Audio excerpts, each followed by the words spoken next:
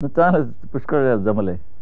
नेहमीच जमत असतं नाही. आता सिनेमामधल्या डम्या निराळ्या बरं, आणि त्यावेळची माणसं, त्यानंतर ते आज कशा असू शकतील ह्याचं एक चित्रण दिलंय तुम्ही. ते चांगलं झालं, ते छानच आहे, उत्तम आहे.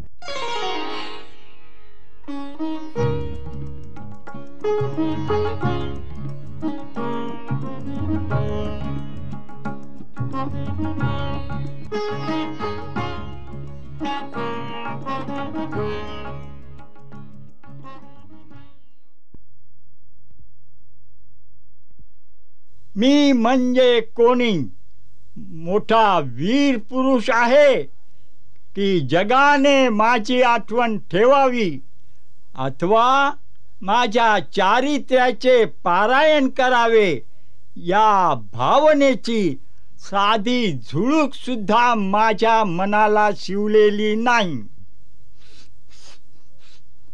मी एक नाटक्या आहे, नाटक्या. जन्मजात नि कर्मप्राप्त व्यवहाराच्या रंगभूमीवर पडेल ती भूमिका उत्तम वठविण्याची धडपड करणारा मी एक धडपड्या आहे. मी कोण आहे, माझी भूमिका काय आहे, इतरांनी माझ्याकडून कशाची अपेक्षा करावी इत्यादी प्रश्न जीवनमान काळात सोडविणे फार कठीण आहे. माझी जीवन यात्रा मी कशी केली एवढंच फार तर मला सांगता येईल, आणि तेवढंच काम मी आज करणार आहे.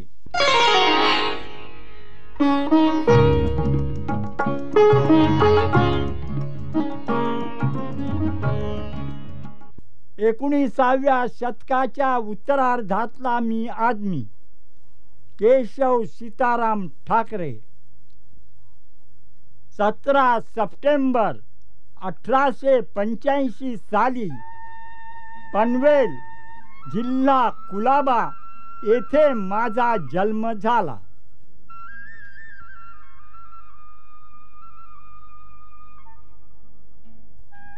वयाच्या 7व्या वर्षापासूनच वर्तमानपत्र वाचण्याचा मला छंद लागला. हे पुस्तक आम्ही समय वाचून पहिल्यालाच प्रयत्न असून यांना यश आले आहेत. एकंदर गोष्टीतील प्रमेय पाहता हे पुस्तक सौनी संग्रह करण्यालायक आहे.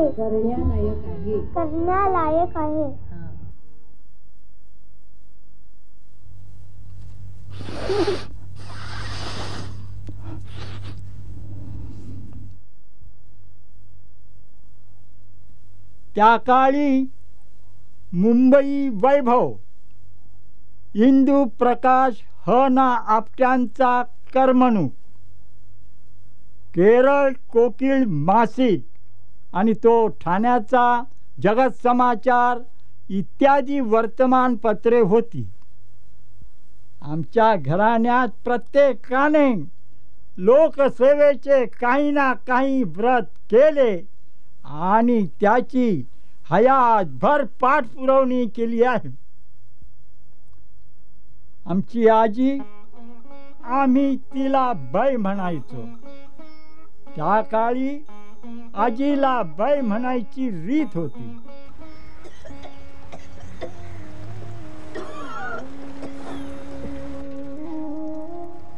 या बाईने वयाच्या 20व्या वर्षापासूनच मोफत प्रसूती कार्याचे व्रत घेतले आणि तिच्या मृत्यूपर्यंत तब्बल 60 वर्षे अखंडपणे चालवले.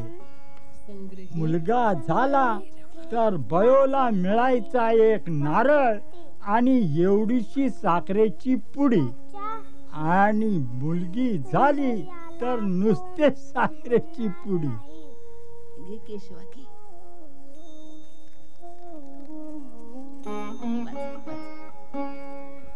बाईने आम्हा सर्वांना जीवनाचा महामंत्र शिकवला. ती नेहमी म्हणायची, बाळानो, माणूस घाणेपणा बरा नव्हे. स्पृश्य अस्पृश्यतेबद्दल तर त्या लहान वयातच आम्हाला शिकवण मिळाली.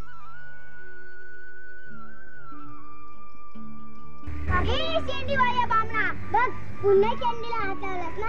केशवा, तू आम्हाला सारखं सारखं चिडवायचं नाही हा. तुझ्या डोक्यावर ही शेंडी हवीच कशाला? आमचा धर्म आहे तो. शेंडीत कसला आलाय धर्म?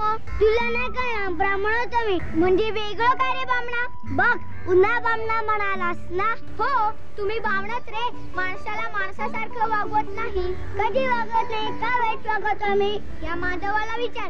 त्या दिवशी तहान लागली म्हणून याच्या घरी पाणी प्यायला गेलो. मग दिलं ना पाणी? प्यायलाच ना पोटभर पाणी? हो दिलंच ना. तपेली बाहेर आणून ठेवलीस. प्यायला गेलो तो ओरडलास, उंदरी न पी, तोंड लावू नको. मी निघालो तर याची आई म्हणते कशी, माधवा तपेली बाहेरच असू दे रे, मी घेईन मग पाणी टाकून. अरे ब्राह्मण आहोत आम्ही, शिवाशिव पाळायला नको काय? पण तुमचे सोळे आणि या शेंड्या बामणा रे बामणा. तू कुणेही ब्राह्मणाकडे जा, ते असेच वागवतील तुला. चला रे.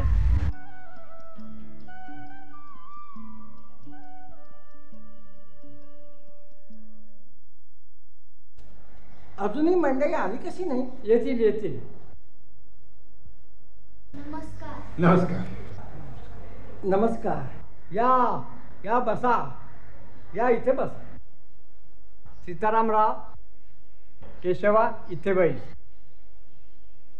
भालेराव, तुझं पान तिथे मांडलंय, तू तिथे बस. बसा मंडळी.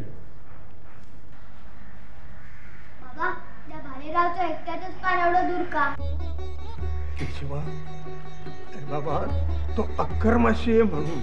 आपण तर अक्करवासी नाही, मग आपल्या दोघांची पानं त्यांच्यापासून वेगळी का? अरे ते ब्राह्मण आहेत म्हणून. हे ब्राह्मण तर आपल्याशी असं निराळेपणानं वागतात, तर आपण तरी का त्यांच्याशी आपलेपणानं वागावं? आपल्या घरी या ब्राह्मणांना असंच वागवलं पाहिजे. केशवा,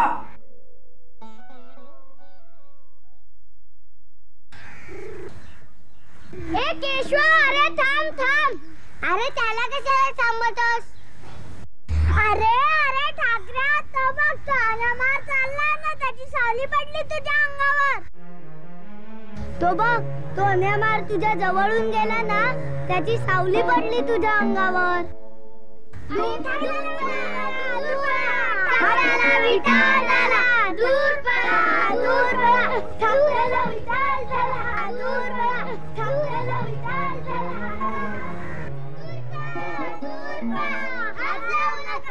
हात लावू नका, टाकल्याला विटाळ झाला. बयाजी बयाजी, केशवाला शिवू नको. अरे बाबांनो, काय झालं? बयाजी, केशवानं धर्म बुडवला, अनामाराची सावली पडली त्याच्या अंगावर. होयाजी होयाजी, त्याला शिवू नका, अगोदर अंघोळ घाला त्याला. महाराची सावली दादाच्या अंगावर पडली म्हणून हा विटाळला? अरे पण ब्राह्मण हा महारापेक्षा पवित्र, फार मोठा सोहळा, खरं ना रे?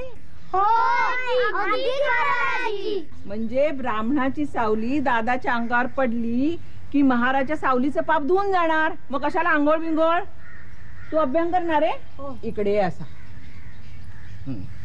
बघा आता, या ब्राह्मणाची सावली दादाच्या अंगावर पडली म्हणजे दादा आता ब्राह्मण झाला. नाही, तेच म्हणते मी. कसला सावला सावलीचा पानसटपणा?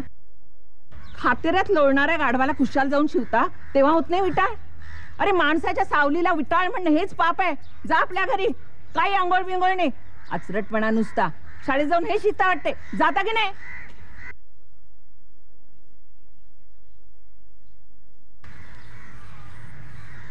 धर्म बुडाला म्हणे. हे बघ दादा, माणसाचा माणसाला कधीही विटाळ होत नाही, मूर्खपणा आहे नुसता. दादा, शिवाशिवीच्या भूताला कधीही जुमानू नकोस. मी सांगितलेलं लक्षात ठेव, कधीही जुमानू नकोस.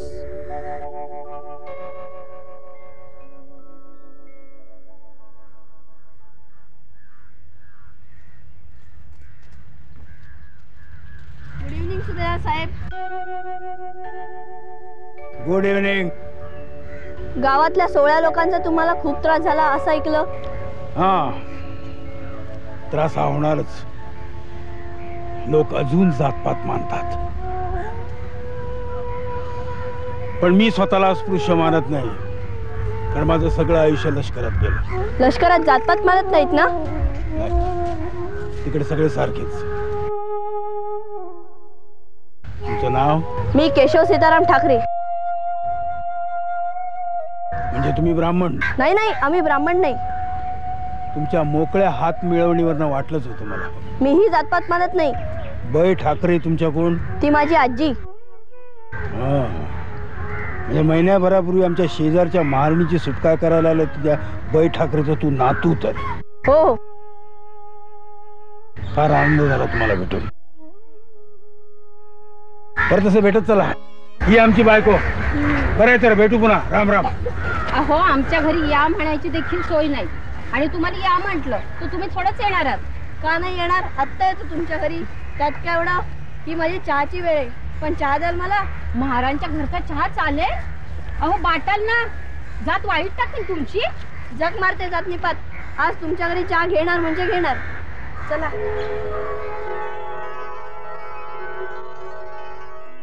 दादा, कुठे होतास इतका वेळ? आपले सुभेदार साहेब भेटलेले, त्यांच्या घरी. तुला सुभेदार भेटले होते? का रे बाबा? का असं नाही, त्यांनी विचारले घरी आल का, मी विचारले चहा द्याल का. मग गेलास घरी? घेतलास चहा? बाय, रागावलीस ना? हो, घेतला चहा. जी काही शिक्षा द्यायची आहे ती दे. खात्री वेड्या. अरे शिक्षा का म्हणून? सुभेदार माणूस आहेत ना. मग चहा घेतलास त्यांच्या घरात, तर त्यात कसलं आले पाप? आणि असलं पाप न जाईल तू मनाला लावून घेतोस. हा,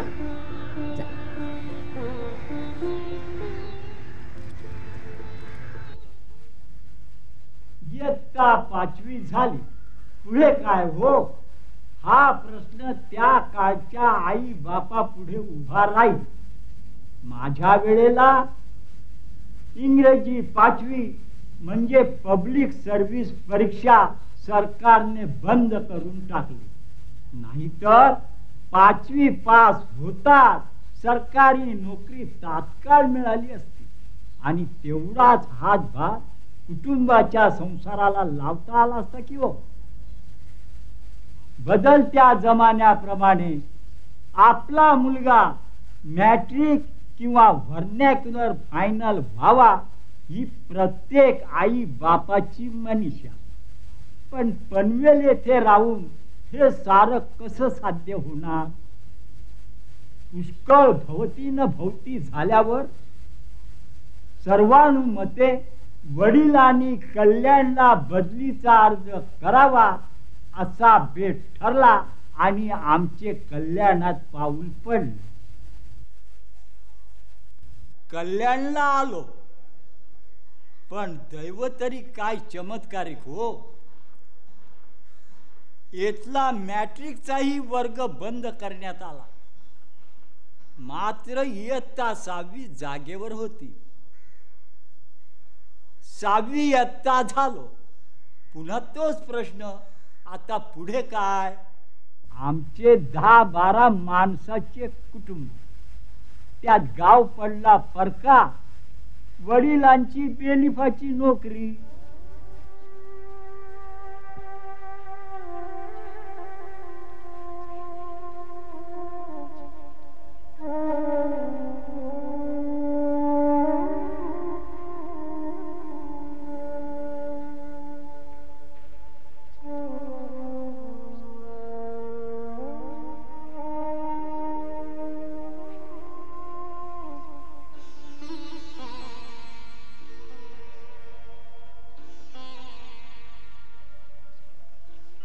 एक दिवस वडील मुखाड्याच्या बाजूला कामगिरीवर असताना तेथे जंगलात अचानक आजारी पडले. तेथील खेडूतांनी, ते बिचारे बरे होते, जंगली औषधांचा त्यांनी 2-3 दिवस चांगला मारा केला, आणि 4 दिवस विलंबाने वडील कसे बसे कचेरीत हजर झाले. बेली ठरलेल्या दिवशी हजर झाला नाही, सबब सस्पेंड.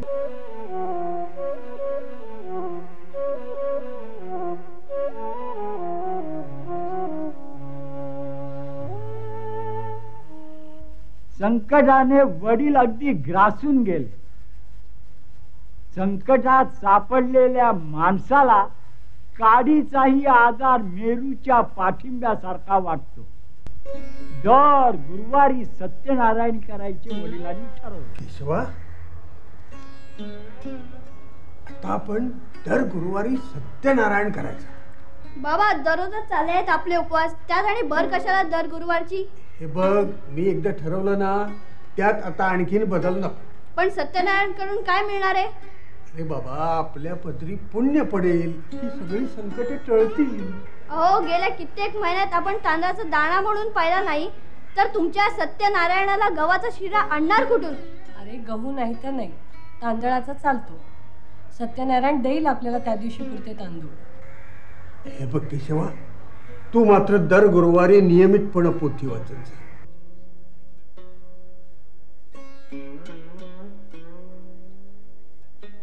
भूक आणि तहान, अन्न व पाणी वेळेवर मिळत नसल्याने त्या काशी क्षेत्रात तो रस्तोरस्ती फिरत व रखडत आणि देवावर विश्वास ठेवून चालत असे. यामुळे देव भगवंत नारायण उपास काढणाऱ्या ब्राह्मणाबद्दल मायाळू असत. ब्राह्मणाची अशी दुर्दशा पाहून देवाला त्याची करुणा आली. देवाने म्हाताऱ्या ब्राह्मणाचे रूप घेऊन दरिद्री ब्राह्मणाला विचारले, अहो ब्राह्मण महाशय, आपण दुखी कष्टी होऊन का बरे हिंडत असता? अहो ब्राह्मण महाशय, मला तुमची सर्व हकीकत सांगावी. ब्राह्मण म्हणाला, मी ब्राह्मण नसूनही अतिशय गरिबीमुळे मला दररोज भिक्षा मागत हिंडावे लागते. याच्यावर काही उपाय असला तर तो मला सांगण्याची कृपा व्हावी. ते म्हणाले, जे कोणी भक्त श्री सत्यनारायणाची कथा रोज वाचतात किंवा ऐकतात, त्यामुळे त्यांची पापे नाहीशी होतात. त्यांच्या सर्व इच्छा श्री सत्यदेवाच्या प्रसादामुळे पूर्ण होतात. इति श्री स्कंद पुराणे रेवाखंडे सत्यनारायण व्रत कथा पंचमोध्याय. याप्रमाणे श्री स्कंद पुराणाच्या रेवाखंडातील सत्यनारायण व्रत कथेचा 5वा अध्याय समाप्त झाला. कुंडलिक वरदे हरी विठ्ठल श्री सत्यनारायण महाराज की जय. झाली पोती वाचून. बाबांचा पत्ता आहे? येतील रे एवढ्यात. आणतील 4-2 मुठी तांदूळ. पोती वाचायची म्हणून वाचन सोपं आहे, पूजाही हात जोडली की झाली. पण हे प्रसादाचं फारच कठीण आहे. दादा किती रे तापट तू. हे सत्यनारायणचा लिंगाड मी नाही चालू देणार. सत्यनारायणच काय, देवरातले सारे देव देतो फेकून करत. आपल्याला दाताखाली घालायला नाही तांदळाचा दाणा, आणि यांना कुठून आणायचा गव्हाचा शिरा? नैवेद्य कसला दाखवायचा, फत्तराचा? केशवा, काय सांगू तुम्हाला, या सत्यनारायणानं आमचं काही भलं तर केलं नाही, पण झालं ते असं.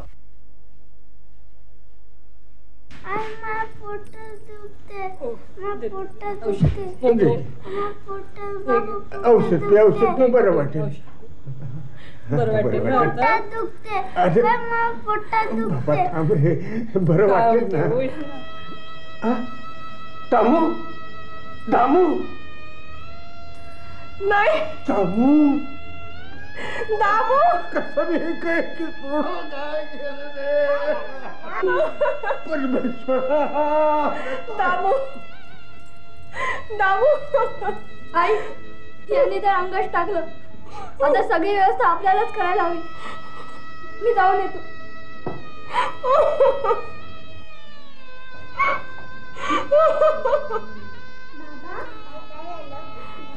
बाबा काय झालं?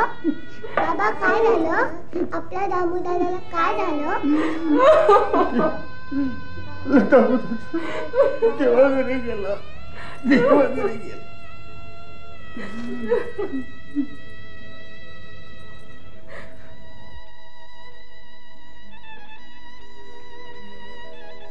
इथे आजूबाजूला आमच्या जातवाल्यांची आणि इतर हिंदूंची रगड वस्ती.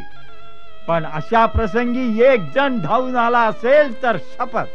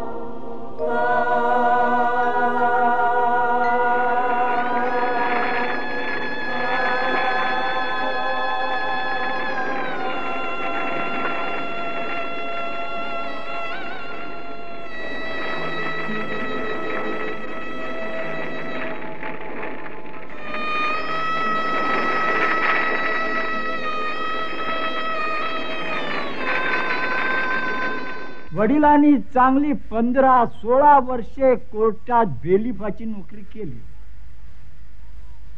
पण अचानक त्यांना नोकरीचा राजीनामा देण्याचा प्रसंग आला आणि त्या क्षणी त्यांनी निर्धार केला, बस यापुढे कुणाची नोकरी म्हणून करायची नाही.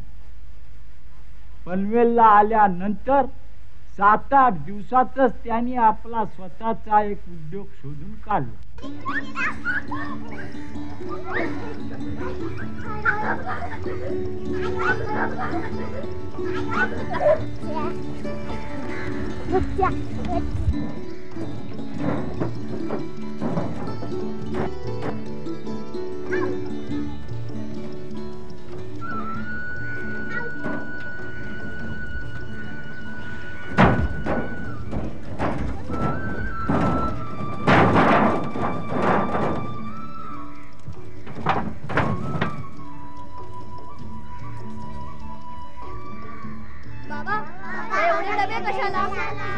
हे केशवा, आपल्याला या मोठ्या डब्याच्या पत्र्याचे छोटे छोटे डबे करायचे. चला बघू, लागा कामाला.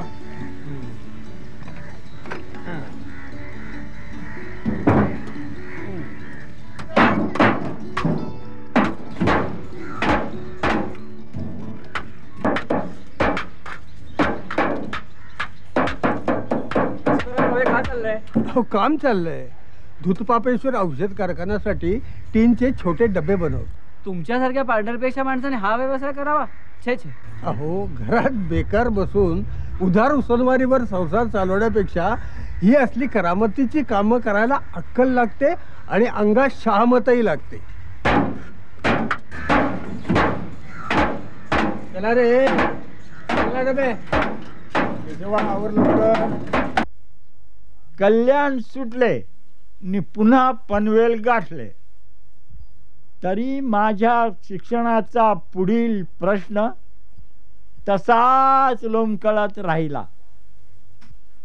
वडिलांच्या टीन स्मितीत आम्ही असताना मी मात्र माझा अभ्यासक्रम तसाच पुढे चालू ठेवला. इतक्यात अचानक मध्य हिंदुस्थानातल्या देवास संस्थानात वकिली करणारे वडिलांचे मामा राजाराम नारायण गडकरी हे सहकुटुंब आमच्याकडे चांगले महिनाभर मुक्कामाला आले. माझ्या पुढील शिक्षणाचं इथं काही कुठं जमत नाही हे पाहून ते म्हणाले, जाताना मी केशवाला माझ्या बरोबर घेऊन जाईन नि पुढील सारी जबाबदारी माझी राहील. सर्वानुमते माझ्या पुढील शिक्षणासाठी माझी देवासला एकदाची रवानगी झाली.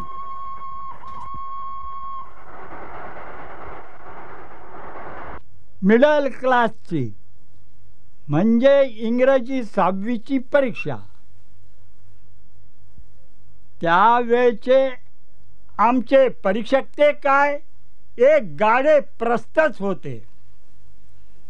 इंदोर येथील सरदार कॉलेजचे प्रिन्सिपल मिस्टर R.H. गनियन साहेब रिझल्ट घेऊन आले. त्यावेळी मिडलच्या परीक्षेला आम्ही मोजून 11 विद्यार्थी बसलो होतो. रिझल्टवर मात्र फक्त 10 पास. ठाकरे नापास. छाट, मी म्हणे इतिहासात गचकलो. अरेच्या, मी आणि इतिहासात गचकलो. मी गेलो गनियन साहेबांना भेटायला. Good morning sir. Good morning my son. Yes, who are you? मी केशव सीताराम ठाकरे. ओह, काय हवं तुला? साहेब, इतिहासात आपण मला का आणि कसा नापास केलात याचा तपशील हवा. आलास, बरा केलास. पुढे काय होण्याची इच्छा आहे तुझी? मी वकील होणार. मला तसंच वाटला होता, पण प्रश्नांची पेपरात उत्तर कशी द्यायची हे तुला कोणी नाही शिकवला. तुला प्रश्न विचारला होता की अकबर आणि औरंगजेबाची तुलना करा. तू तर औरंगजेबला अकबरपेक्षा श्रेष्ठ मोठा ठरवला. त्यांचे समर्थन करताना टू प्रूव्ह इट 7-8 पान लिहिलेस. तुझा ओपिनियन, मत मला विचित्र वाटलं. मग सर, तुम्ही प्रश्नातच असं लिहायला हवं होतं का आम्ही अकबराचा पुरस्कार करावा.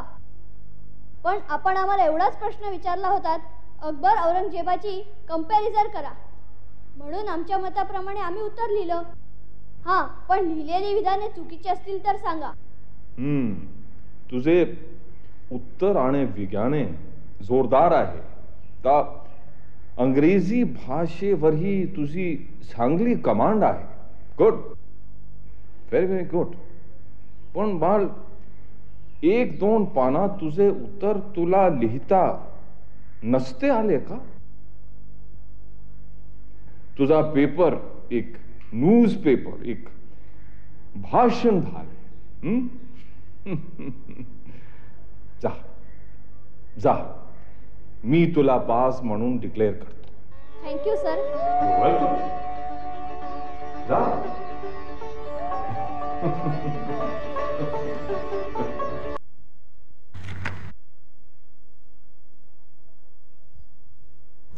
टिकरा लागतो का नाही? नाही शेठजी.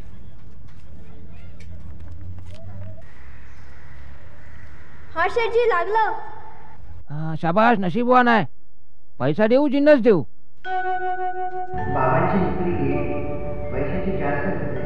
शेठजी, पैसेच द्या. ठीक आहे. घे टिकरा, घे, मजा कर. घे. माई, हे बघ, मला सोरठ मध्ये 100 रुपये मिळाले. 2 आण्यामध्ये 100 रुपये. सोरठ म्हणजे सट्टा, जुगार. या 100 रुपयासाठी किती लोकांचे तळतळाट घरात आणलेस तू. याद राख, परत सोरठ खेळशील तर. लोकांचे तळतळाट घेण्यापेक्षा उपाशी मेलेलं बरं.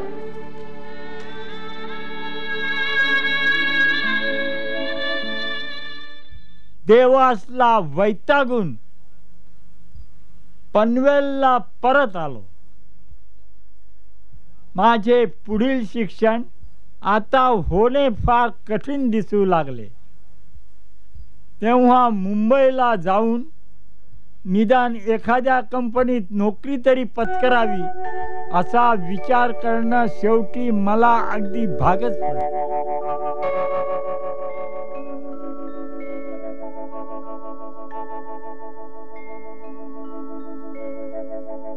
अरे केशवा, भाऊराव, तुम्ही दोघे अजून मुंबईतच? हो काका, मुंबईतच. अरे, मला वाटलं तुम्ही दोघे कालच गेला असाल पनवेलीला संक्रांतीसाठी. आम्ही संक्रांतीसाठी पनवेलीला जाणार नाही आहोत. छे छे, असं नका करू. अरे, संक्रांती सारखा महान क्रांतिकारक दिवस, त्या दिवशी सर्व कुटुंबियाने एकत्र राहायला हवं. तुम्ही अगत्यानं जा असा माझा आग्रह आहे. चला, आत्ताच निघा.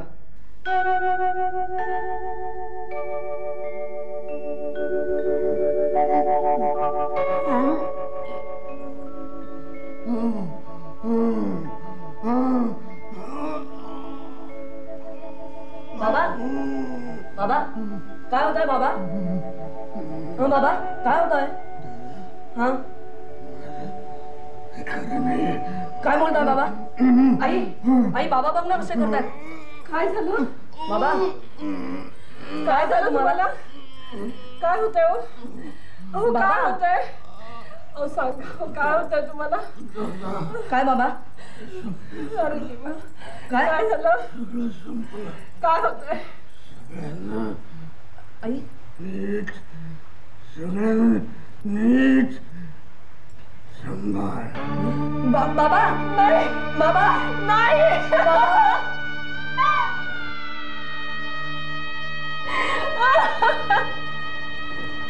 देवा नाही.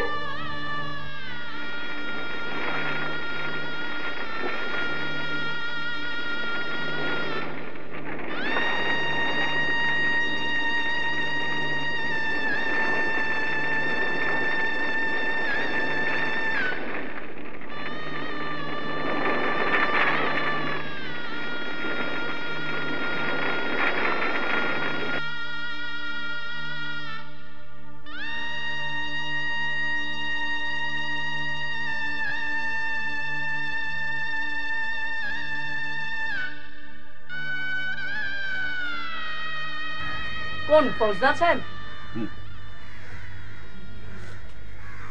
केशव, सीतारामरावांचं वाईट झालं. एक चांगला मेहनती माणूस असा एकाएकी झालं खरं. काय करणार? मी तुमच्याकडे अशा कामासाठी आलो होतो. तुमच्या वडिलांनी घोड्याच्या टांग्याच्या नंबराच्या पाट्या रंगवण्याचं कंत्राट घेतलं होतं. आता काय करायचं? ते काम आता दुसऱ्या कोणाला तरी द्यावं लागणार. का म्हणून? मी करीन की ते. नाहीतरी वडिलांना त्या कामात मी हातभार लावणारच होतो. तुम्ही करणार आहात? हो. केव्हापासून सुरुवात करता? केव्हापासून म्हणजे उद्यापासूनच. उद्यापासून? पण सीतारामरावांचा दिवस वगैरे? छे छे, आमच्यात तशा गोष्टींना थारा नाही. बर, येतो.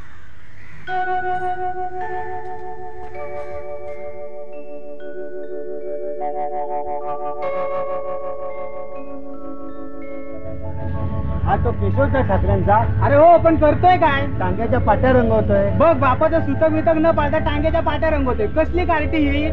चला.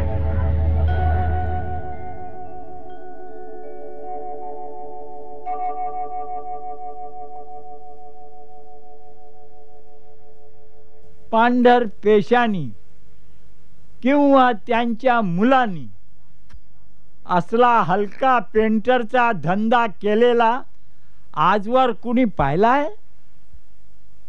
छे छे छे छे छे छे. लेकाचे घरात बसून उपाशी मरतील अगदी.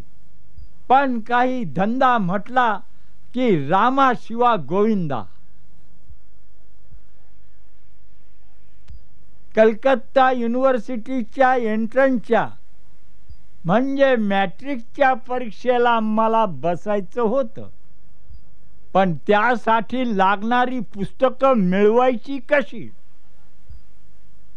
कुणीतरी येऊन मला सांगितलं, अरे माटुंग्याला तुमच्या जातवाल्यांची चांद्रसेनीय कायस्थ प्रभूंची शिक्षणोत्तेजक मंडळ आहे, तेथे तू अर्ज कर.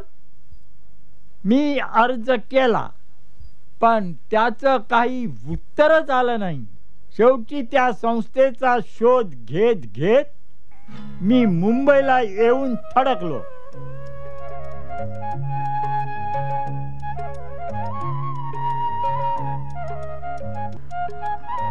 कोणाला शोधताय? कोण पाहिजे? चांद्रसेनीय कायस्थ प्रभू शिक्षणोत्तेजक संस्थेचे सेक्रेटरी दोंदे कुठे राहतात? हो, मीच. थांबा, आलोच.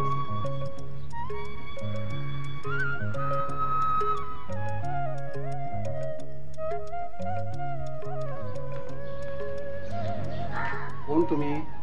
मी पनवेलहून केशव सीताराम ठाकरे आलोय. हा हा हा, आलं लक्षात. तुमची पत्र मिळाली ना. या या माझ्याबरोबर. बरं झालं भेटलं. हे केशव ठाकरे पनवेलहून आलेत. अनाथ विद्यार्थी आहे. मॅट्रिकच्या परीक्षेसाठी ह्याला 10 आणि फी भरायची. जमल्यास काही मदत करा. 5-10 घरं फिरून याची गरज भागवायची आपल्याला. काय काना घ्या. चल माझ्याबरोबर.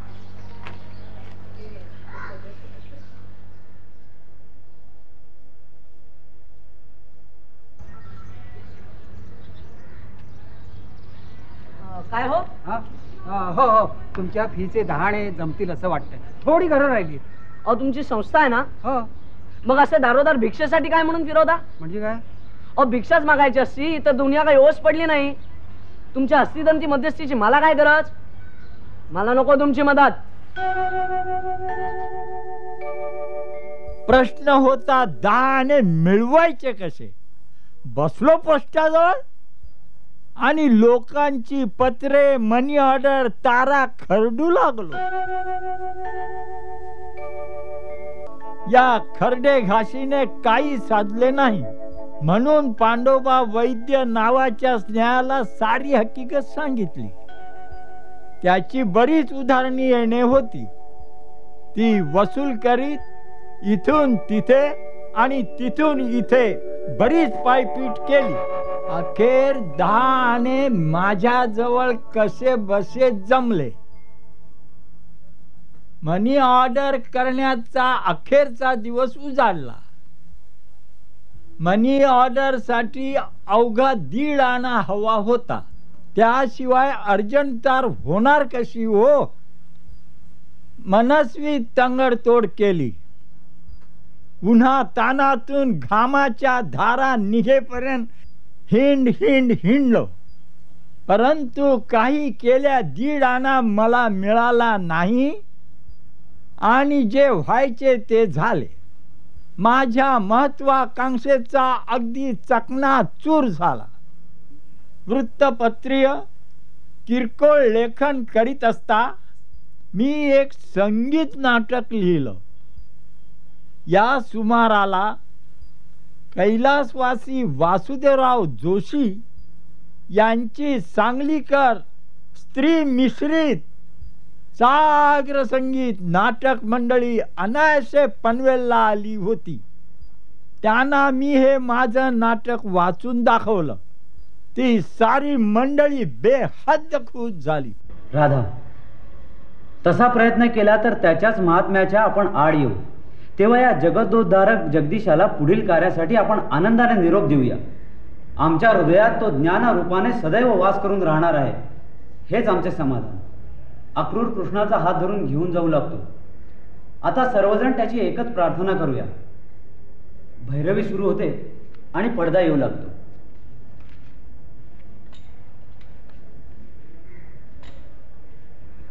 वा वा ठाकरे, तुमचं हे नाटक आम्हाला पसंत पडलंय. काय कसं वाटलं म्हणजे? छान, सुरेख, फारच छान, सुरेख. तर ठाकरे, तुमचं हे नाटक आमच्या कंपनीसाठी आम्ही बसवायला घेतो. तुमचं मानधन काय? ते तुम्हीच ठरवा जोशी बुवा.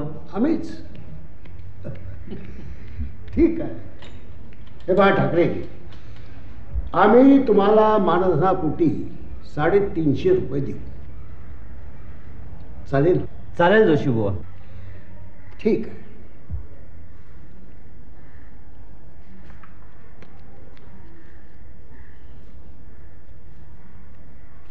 हा 50 रुपये बयाणा.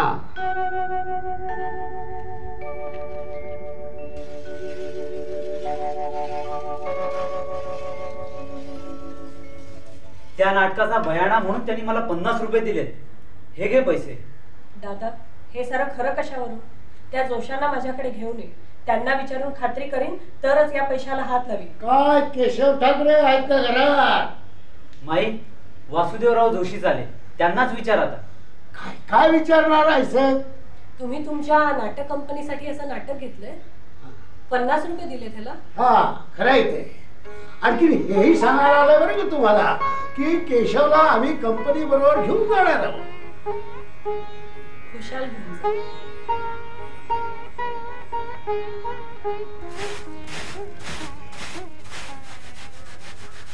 काही ऐकलं ते खरं का? आधी काय ऐकलं ते सांगा, त्याशिवाय खरं खोटं मी कसं सांगू?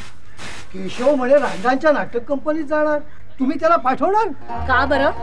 अहो, तिथं केशवचं कसं होईल? बिघडेल तो. आजच बरी तुम्हाला आमच्या घरातल्या भानगडींची आठवण झाली. आजोबा आणि वडील मेल्यापासून दादा काय करतोय, घरात काय चाललंय हे विचारायला आला नाहीत कधी. आजच बरा पान्हा फुटला. भल्या घरचा पोरगा नाटक कंपनीत जातोय म्हणून. हे बघा, मी दादाला जे शिकवलं, जी शिस्त लावली, त्यावरून तो भलत्या सलत्या मार्गाला चुकूनही जाणार नाही, माझी खात्री आहे. आणि तशात गेलाच तर त्याची आई अजून मेलेली नाही. काळजी वाटते. काळजी कशाला करता? पुरुष आहे तो. तुम्ही नाही का रांडांची नाटक कंपनी आली की झुंडीने घुसता नाटक बघायला. काय खरं आहे ना? अहो नाटक बघणं वेगळं आणि नाटक कंपनीत जाणं वेगळं. 2 वेळच्या घासाची सोय करायला कोणी नाही आलं, टीका करायला मात्र सगळे.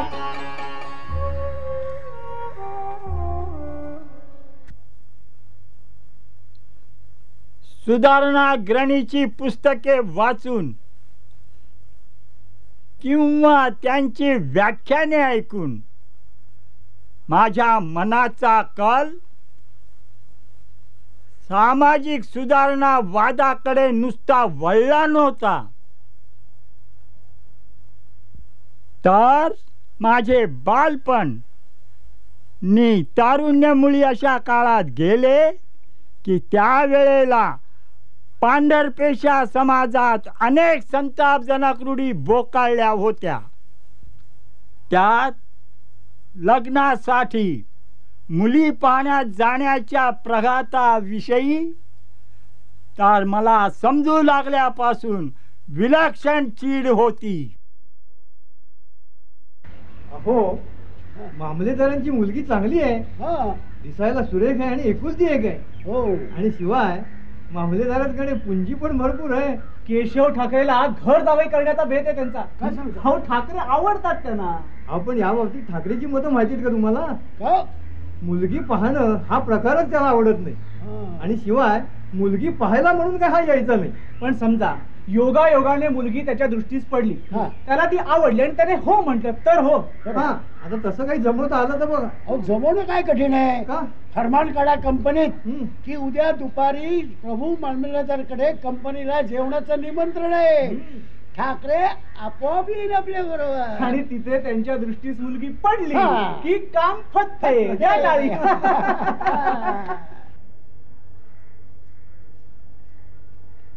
काय ठाकरे मामा तयारी झाली ना? कसली रे किशा? अहो आज मामी वगैरे जाणार ना. मामी बघायला? कुठली मामी? कसली मामी? कोणाची मामी? अहो आज प्रभू अंमलदारांकडून आपल्या कंपनीला जेवणाचे आमंत्रण आले आहे. हे आमंत्रण कशासाठी ते विचारा. कशासाठी? अहो तुम्हाला मामी दाखवण्यासाठी म्हणून हे आमंत्रण मुद्दाम योजलं आहे. योजलंय? कुणी? केशवराव काकांनी आणि दामले काकांनी. असं होय. जेवणाचं आमंत्रण. जेवा, भरपूर जेवा. जणू काही साल्यांना घरी जेवायलाच मिळत नाही. ठाकरे मामा कुठे निघालात? जरा तयारी करून येतो. बरं.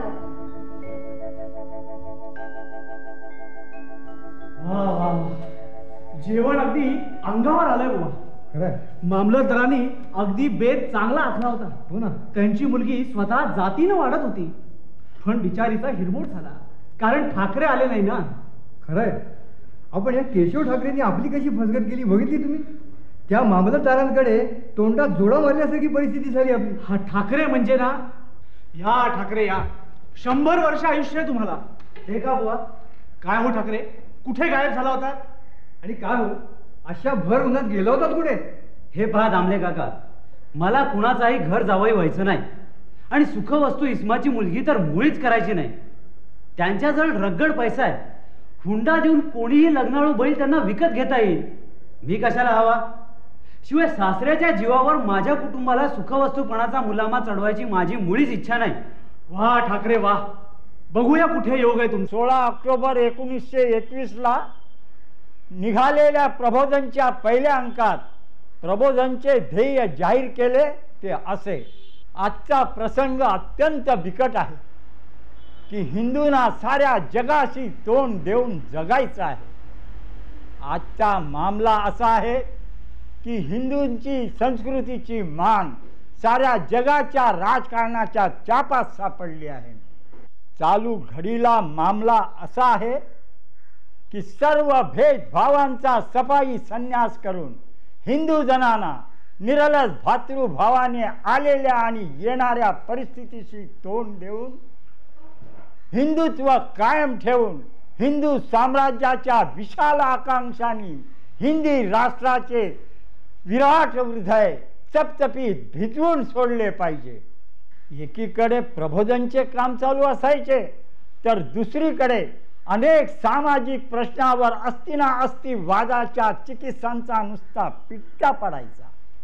आणि अशा चर्चेतून नवनवीन चळवळी हाती घेतल्या जात असत. मी स्वाध्यायश्रम काढला तो कशासाठी? स्वाध्यायश्रम म्हणजे नुसता क्लब नव्हता.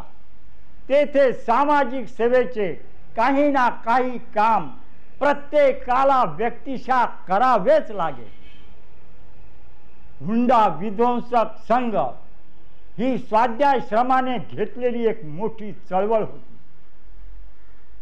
या चळवळीला इतर वर्तमानपत्रांनी साह्य देण्याचे तर राहोत, पण नुसती सहानुभूती सुद्धा व्यक्त केली नाही. फक्त प्रबोधन, त्यांच्या पाठीमागे हुकमी खडा.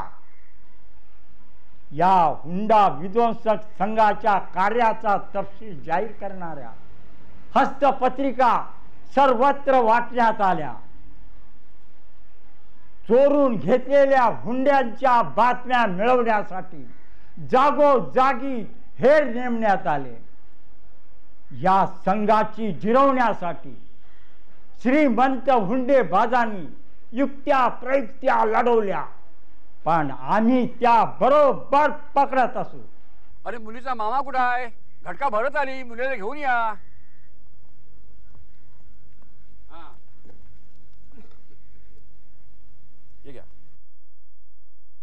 स्वस्ति श्री गणनायकं गजमुखं मोरेश्वरं सिद्धिदं बल्लाळो मुरडं विनायकं चिंतामणे स्थिरं शुभमंगल सावधान. हे लग्न होऊन देणार नाही. ओ बाबा, हे कोण लोक आले? तू घाबरू नकोस, पडजी तुम्ही चालू ठेवा. बघतो काय ते. कोण तुम्ही? हे लग्न थांबवणार तुम्ही कोण? काय हवंय तुम्हाला? मी स्वाध्याय आश्रमाचा कार्यकर्ता आहे. असाल मग? तुम्ही हे लग्न हुंडा घेऊन करताय आणि आमच्या हुंडा विध्वंसक संघाला हे लग्न काय? हे लग्न मान्य नाही. संघाने ठरवून दिलेल्या ठाणे ते मुंबई आणि अंधेरीच्या पलीकडे जाऊन तुम्ही लग्न करा. तुम्ही कोण? हे लग्न मोडणार आहे.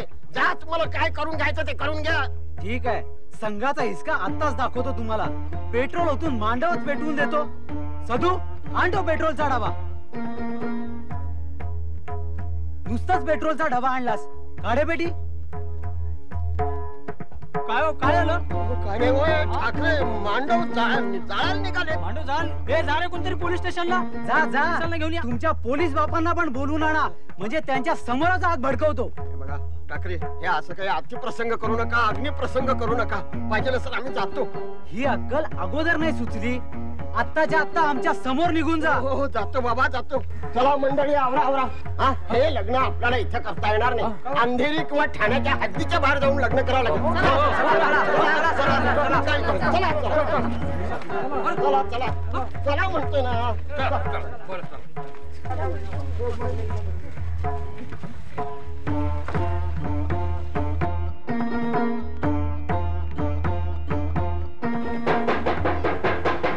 एक दिवस मी घरात काम करीत असताना बाई बाहेरून आली आणि मला म्हणाली, अरे केशवा, तुझ्या वर्गातली देशमुख वकिलांची मुलगी, तिचा बाप तिचं लग्न 70 वर्षाच्या थेरड्याबरोबर लावायला निघालंय.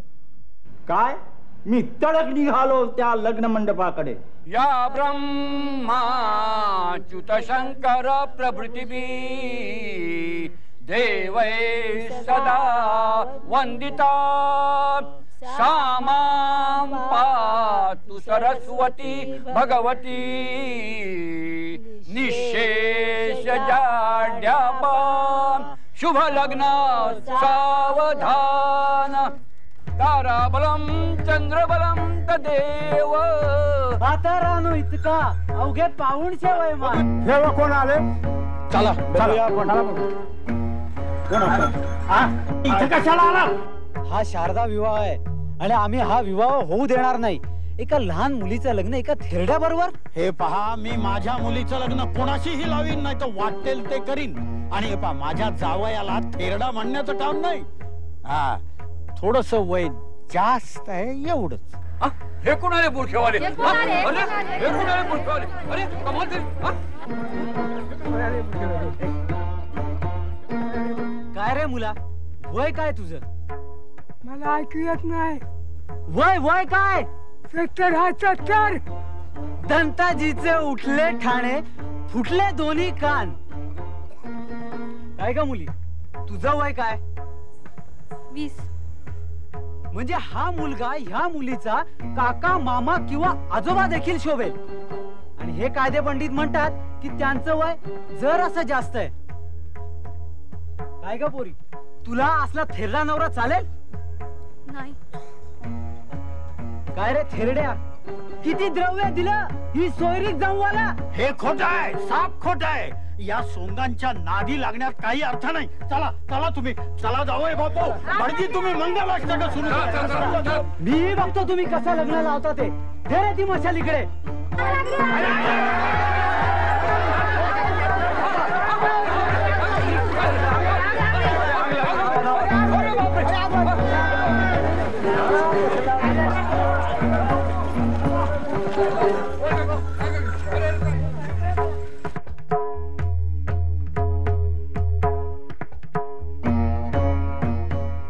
एका चुगलखोर थापेबाजाच्या कारवायाला कंटाळून इंदोर मुक्कामी स्वदेश हितचिंतकाशी नि नाट्यक्षेत्राशी मी जवळजवळ काडी मोड घेतला.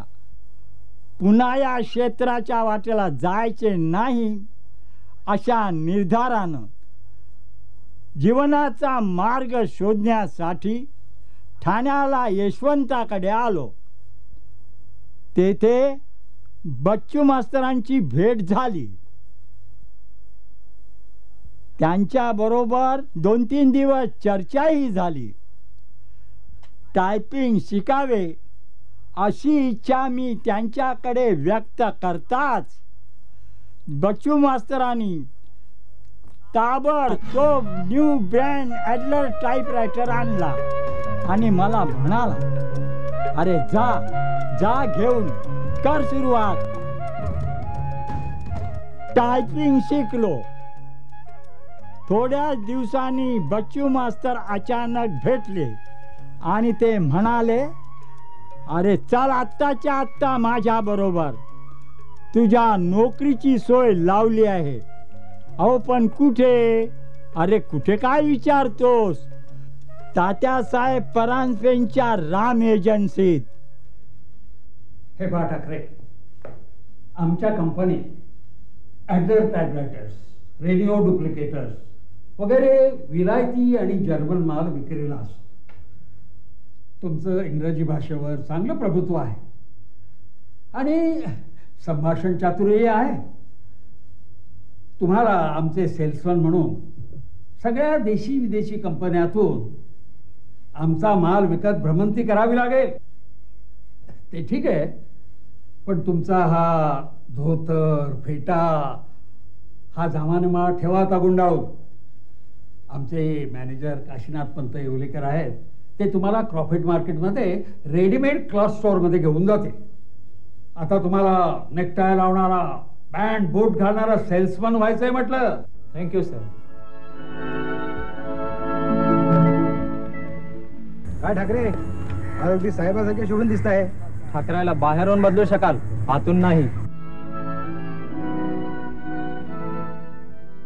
आजवर मी अनेक क्षेत्रात नोकऱ्या केल्या, पण स्वाभिमानाला तडा बसतात त्या मी तारकन सोडून दिल्या. बेकारीची क्षिती मला कधीच वाटली नाही. या वेळे पावे तो समाजसेवेच्छू अनेक मंडळींचा परिवार माझ्या भोवती आधीच गोळा झाला होता. त्या सुमाराला ख्रिस्ती मिशनऱ्यांचा गिरगाव भागात फार मोठा जोर होता. बाटलेले अनेक विद्वान ख्रिस्ती बॅगबेवर तंबू ठोकून तेथे व्याख्याने, प्रवचने, गाणी याचे मनोवेधक कार्यक्रम वरचे वर करायचे. गरजू बेकार कुणी आढळला रे आढळला तर त्याला नोकरीची म्हणा किंवा छोकरीची म्हणा लालूच दाखवून बिन बोभाट बाटवायचे. जो बाटला तो आम्हाला कायमचाच मेला, अशी त्या काळची धारणा होती. विशेष विवंचनेने हे चालले आहे तरी काय. लक्षावधी हिंदू परधर्मात या न त्या मार्गाने खेचले जात असताना या हिंदू समाज बलविध्वंसाकडे कोणीच कसे लक्ष देत नाही. जो तो पुढारी राजकारणात घडून गेलेला, हिंदुस्थानात हिंदूच अल्पसंख्याक म्हणून जगण्याची अवस्था आली तर राजकारणी खटाटोपात मिळणाऱ्या स्वराज्यात इतरे जण सत्ताधारी होऊन सत्ता गाजवणार काय. अशा वेळी पांडोबा वैद्य मात्र खंबीरतेने उभे राहिले. हिंदूंच्या लोकसंख्येला विना अटकाव विना प्रतिकार लागलेली ही गळती थांबवलीच पाहिजे. इतर कोणी हे कार्य करणार नसेल तर हे कार्य मी करणार. मी बोलतो ते निर्भय सत्य असेल, तुम्हाला ते मनोमन पटलेले असेल, हिंदुत्वाविषयी तुमच्या मनात जातीवंत कळवळा असेल तर या माझ्या मागे. मी हिंदू धर्माची दारे सताड उघडी करीत आहे. जगातील सर्व मानवांनी या धर्मक्षेत्रात यावं. त्यांचं स्वागत करण्यास आम्ही सिद्ध आहोत. हा अधिकार तुम्हाला कोणी दिला? हा अधिकार मला देवाने दिला. हिंदूंचा वैदिक धर्म हा जगाचा धर्म झालाच पाहिजे, ही देवाची आज्ञा आहे.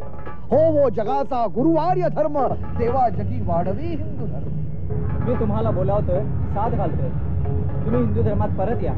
शिवरायांचा महाराष्ट्र धर्म आपण वाढवूया. कुणाला काही शंका? परधर्मीयांकडे अन्नभक्षण केल्यानं हिंदू वाटतो की नाही? हिंदूला बाट कशानेही लागत नाही.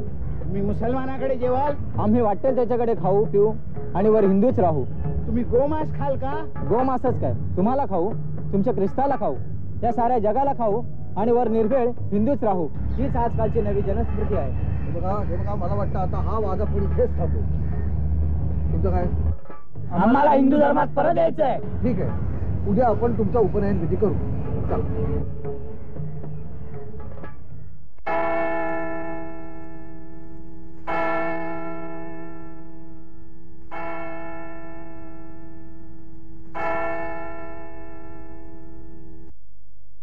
हिंदू धर्मात परत येण्याचा तुमचा निर्णय पक्का आहे? हो.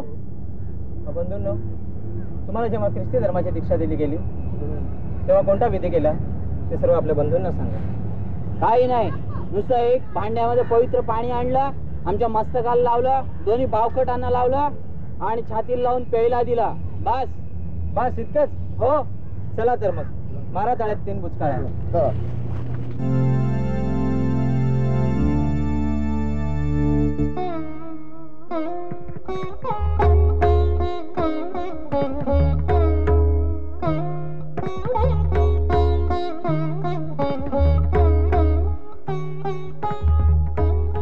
आता गायत्री मंत्र म्हणा. ओम भूर्भुवः स्वः तत्सवितुर्वरेण्यं भर्गो देवस्य धीमहि धियो यो नः प्रचोदयात्. ओम भूर्भुवः स्वः तत्सवितुर्वरेण्यं भर्गो देवस्य धीमहि धियो यो नः प्रचोदयात्. आता यावर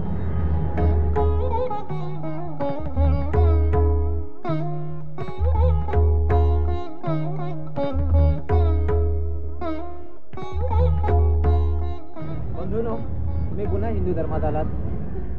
इतक्या सोप्या पद्धतीनं परत हिंदू धर्मात जाता आलं तर आफतच आली म्हणायची. 1910च्या जानेवारीत माझा विवाह अलिबाग नजीक वर्सोलीत झाला. दादरला आलो आणि मिरांडाच्या चाळीत बिराड थाटलं.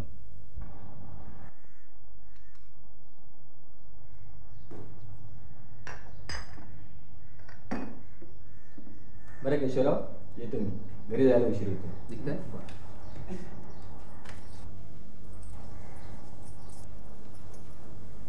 अहो हे ग्रस्त कोण होते माहितीये का आपल्याला? महार मांग कुणी का असेल, आपल्याला काय करायचंय? हे जातीचे चांभार. इतक्या सभ्यपणे आणि स्वच्छतेने वागणाऱ्या कुणी का असेना, आपल्या घरात त्यांचं स्वागत झालंच पाहिजे. त्यात कसला आलाय विटाळ आणि चांडाळ. मी तर म्हणते घाणेरड्या कपड्यात एखादा ब्राह्मण जरी दारी आला ना तरी त्याला आपण थारा देता कामा नये. पण सारे लोक केवळ महार मांग चांभार जातीचे म्हणून अस्पृश्य मानतात. पण तुमच्याच भाषेत सांगायचं झालं तर हा गाढवपण आहे, हो ना?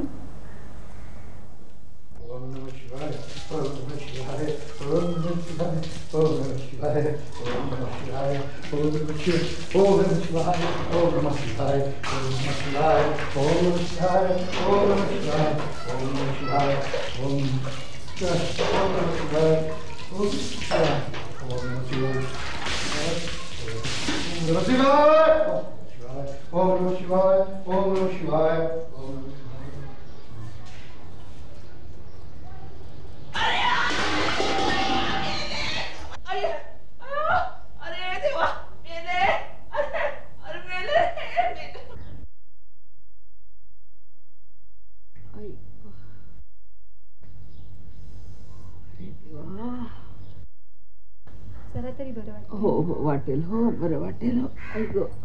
अरे बयो, पाय घसरून पडलीस की काय? होय रे बाबा, नळात पाय घसरून पडले.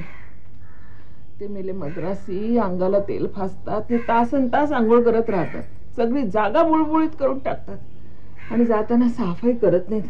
त्यांना चांगलं खडसावं बरं. तू काळजी करू नको, मी समजावतो त्यांना.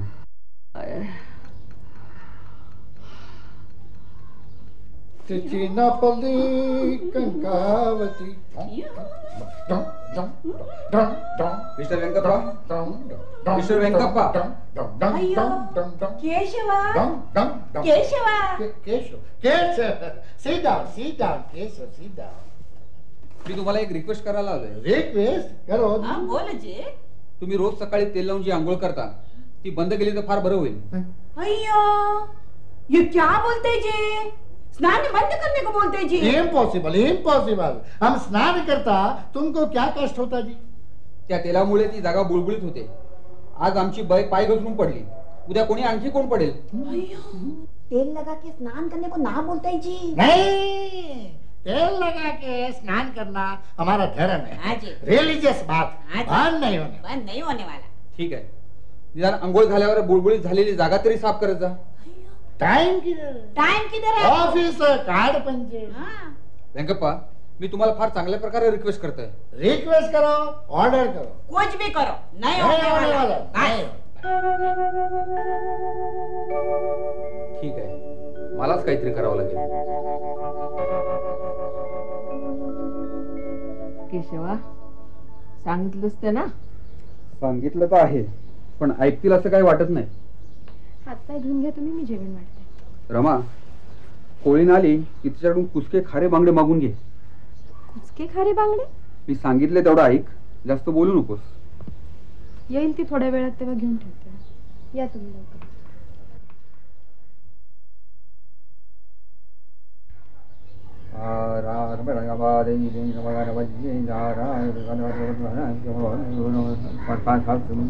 ओम ऐं ह्रीं क्लीं चामुंडाय, ओम ऐं ह्रीं क्लीं चामुंडाय, ओम ऐं ह्रीं क्लीं चामुंडाय.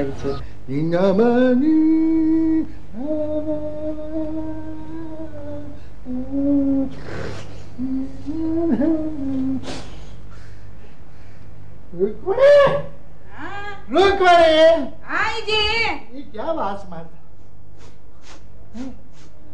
गंदा वास आ रहा है जी. देखते जी, वास आ रहा है देखते. ये धुआं क्या छोड़ता जी? अयो माँ, क्या करता है रे?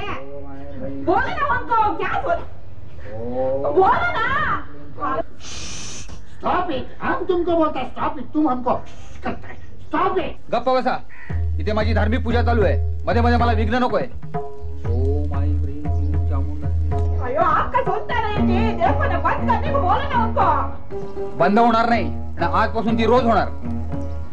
ओम ऐं ह्रीं क्लीं चामुंडाय. अयो मच्छी डालताय जी. मच्छी डालताय. मच्छी जरा ते बोलताय पूजा करताय जी. Stop it, stop it. गप्पा बसा. तुम कैसा धार्मिक पूजा करता है? हम भी धार्मिक पूजा करते हैं, लेकिन दूसरों को तकलीफ नहीं देता. हम तेल लगाते हैं, फिर स्नान करते हैं, फिर शांति से पूजा करते हैं. तुम्ही सकाळी तेल लावून जे धार्मिक स्नान करताय ते बंद होणार असेल तरच ही माझी धार्मिक पूजा बंद होईल. Stop it. सुनता नहीं आप का देखो ना. माझी पूजा एकाच अटीवर बंद होईल. तुमचं धार्मिक स्नान झाल्यावर तेलाने बुळबुळीत झालेली जागा साफ कराल की नाही? पॉइंट पॉइंट जी बंद करो जी. साफ कराल की नहीं? ओके. आज से हम स्नान करने के बाद झाड़ू लगाए. आज झाड़ू. अभी तो बंद करो जी. क्या देखता है मुँह हमारा? खोलो ना मुझको. अभी तो बंद करो.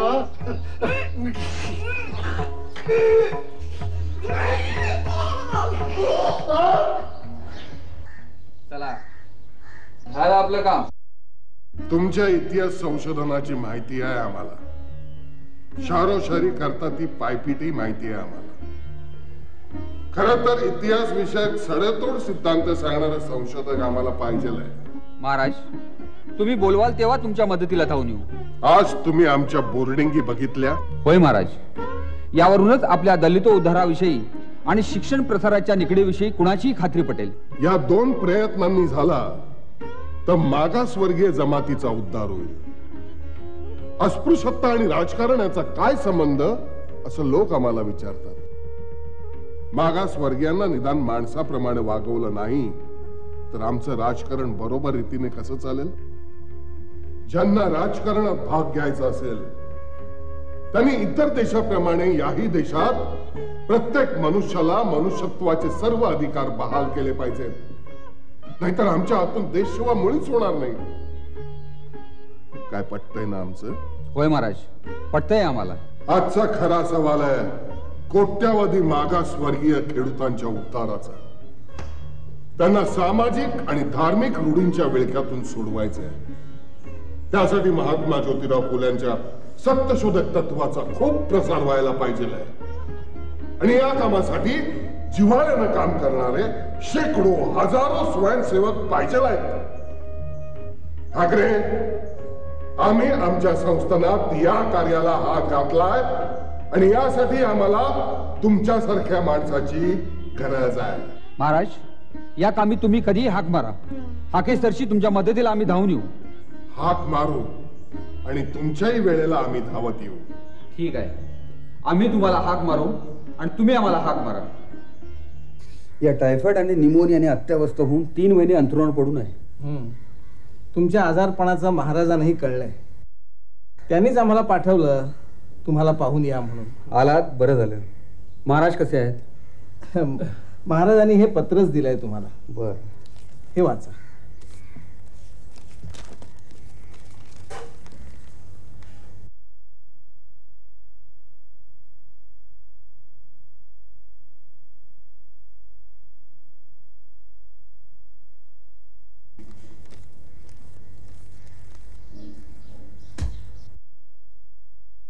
काय सांगायचं महाराजांना?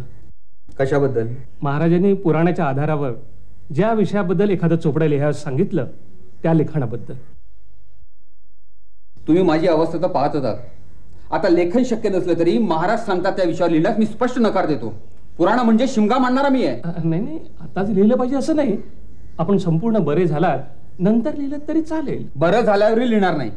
छत्रपतींसारखा नृपती असे भलते सलते विषय काय सुचवतो? एखाद्या जमातीला निशातले नीच ठरवले म्हणजे आपली जमात श्रेष्ठ ठरत नाही. हे पहा केशवराव, हा छत्रपतींचा प्रसाद आहे. याला असा नकार देणं बरं नव्हे. असला प्रसाद छत्रपतींनीच काय प्रत्यक्ष ब्रह्मदेवानी जरी दिला तर थुंकतो मी त्याच्यावर. केशवराव 5,000चा चेक आहे. लाखाचा का असेना असल्या रकमा महाराज अशा कामी उधळत असतील तर त्यांच्याबद्दलचा आदरही ओटीला लागलाय असं जाऊन सांगा.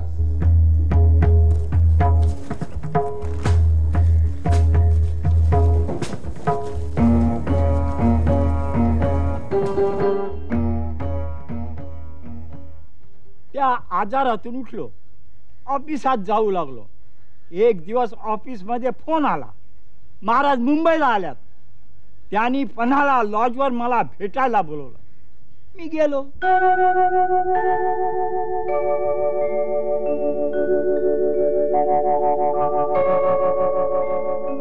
नमस्कार केशवराव. शाबास शाबास, तुम्ही माझी अब्रू वाचवली. मी आणि तुमची अब्रू वाचवली? ती कशी काय? मथुरे आणि आमचे ऍडव्होकेट महाराजांचा चेक घेऊन तुमच्याकडे आले होते. हो आले होते. तुम्ही त्यांना 2 बाता सुनावून परत पाठवलं. चांगलं सुनावलं आणि पाठवून दिलं. मी त्याच वेळी महाराजांना सांगितलं होतं की तुम्ही अनेकांना धन देऊन वाकवलं असेल, पण ठाकरे कदापिही वाकणार नाही, अगदी स्पष्ट शब्दात बजावलं होतं. तेव्हा महाराज म्हणाले, अहो तो आजारानं झालाय जर्जर, पैशाची तंगी, कशाला नाकारेल अचानक द्रव्य लाभ. पण तुम्ही तो चेक नाकारला. त्या क्षणी मला इतका आनंद झाला की कधी एकदा तुम्हाला भेटतोय आणि कडकडून मिठी मारतोय. चला, ऑल्स वेल दॅट एंड्स वेल. तुमच्या विषयीचा माझा आत्मविश्वास सार्थ झाला. महाराज आले.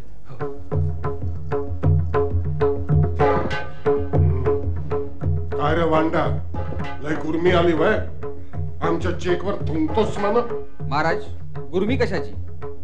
आजवर मी आपली किंवा दरबाराची अशी काय मोठी सेवा चाकरी केली की आयची 5,000 चेक आपण मला द्यावा? तशी ठळक कामगिरी होईल माझ्या हातून त्यावेळचा प्रश्न नाही राहिला. माफ करा सरकार, पैशाच्या जोरावर गाढव बनणारा माणूस मी नव्हे. आम्हीच म्हणायचो नाही का, पैशाच्या जोरावर माणसाची गाढवा बनवतो मी. वा गड्या, लई चांगला आणलास. बरं, सध्या लिहितोस काय लिहितोस? महाराज, भिक्षुकशाहीचं बंडल लिहितोय. वा वा वा, असं काहीतरी लिहि. वांडा, तुझ्यासारख्यानं वर्तमानपत्र काढलं पाहिजे. मी तुला प्रेस काढून देतो. नको महाराज, मला प्रेस नको. तुम्ही गेल्यावर प्रेस कोल्हापुरात आणि ठाकरे बाहेर अशी अवस्था होईल माझी. सन 1921च्या सप्टेंबरात वर्तमानपत्र काढण्याचा माझा निश्चय ठरला. पण त्यावेळेला मी नेमका सरकारी नोकरीत होतो आणि त्यावेळचे सरकार ते काय, काही बोलायची का लिहायची सोय नव्हती. सरकारी नोकराला पुस्तके लिहिण्याची, नीती छापण्याची सक्त बंदी. तेथे वर्तमानपत्र ते मी कसे काढणार?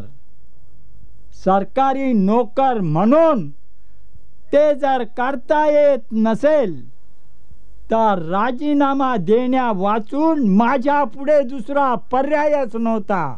सर, सरकारी नोकरांनी लेखन प्रकाशन करू नये ही गोष्ट ठीक आहे, पण कित्येक वर्तमानपत्रात मी नावानिशी लिहित आहे. स्वतःचे 4-5 ग्रंथही पब्लिश केले. मग आपल्या CIDनी तसा रिपोर्ट का नाही केला? आता वर्तमानपत्र काढणार आहे आणि त्यासाठी जर आपली परवानगी नसेल तर हा माझा राजीनामा. शेवटी पुण्याला सदाशिव पेठेत वासुदेवराव नातू यांच्या घरात भाड्याने जागा घेतली. ब्राह्मणेतर चळवळीतला एक नाठाळ लेखक आणि वक्ता पुण्यासारख्या ब्राह्मण शहरात येऊन प्रकाशनाचे काम चालवतो म्हणजे काय? पुण्याला येताच मी छापखान्याचे काम चालू केले आणि प्रबोधनचे 1-2 अंक प्रसिद्धही केले. इकडे माझ्या हातून छापखाना काढून घेण्याचे कटकारस्थान अगदी शिजून तयार झाले.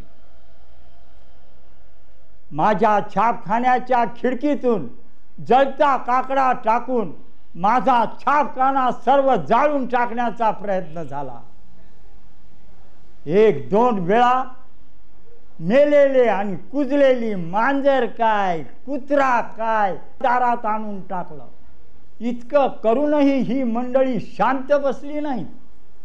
तर ज्या व्यापाऱ्याकडून मी छापखान्यासाठी 10,000चा माल खरेदी केला त्या व्यापाऱ्याला गाठून आणि त्याला बेमालूम फितवून पुणे कोर्टातून एकदम जप्तीचा हुकूम काढून आणला.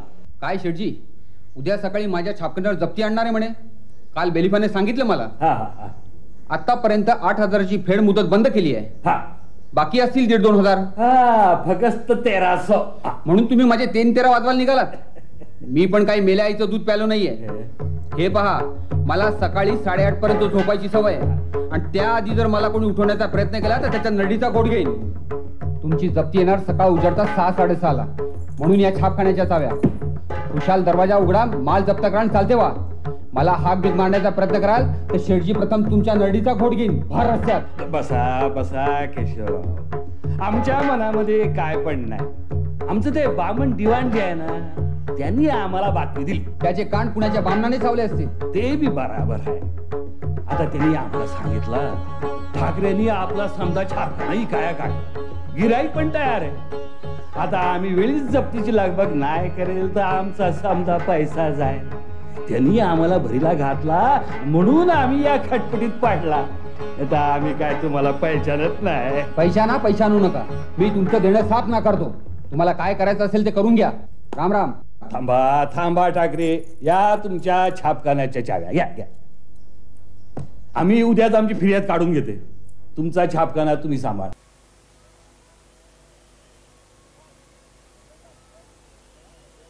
काय दगलबाज शिवाजी? या प्रबोधनकाराचं डोकं फिरलेलं दिसतंय. अरे यात काही अर्थ नाहीये.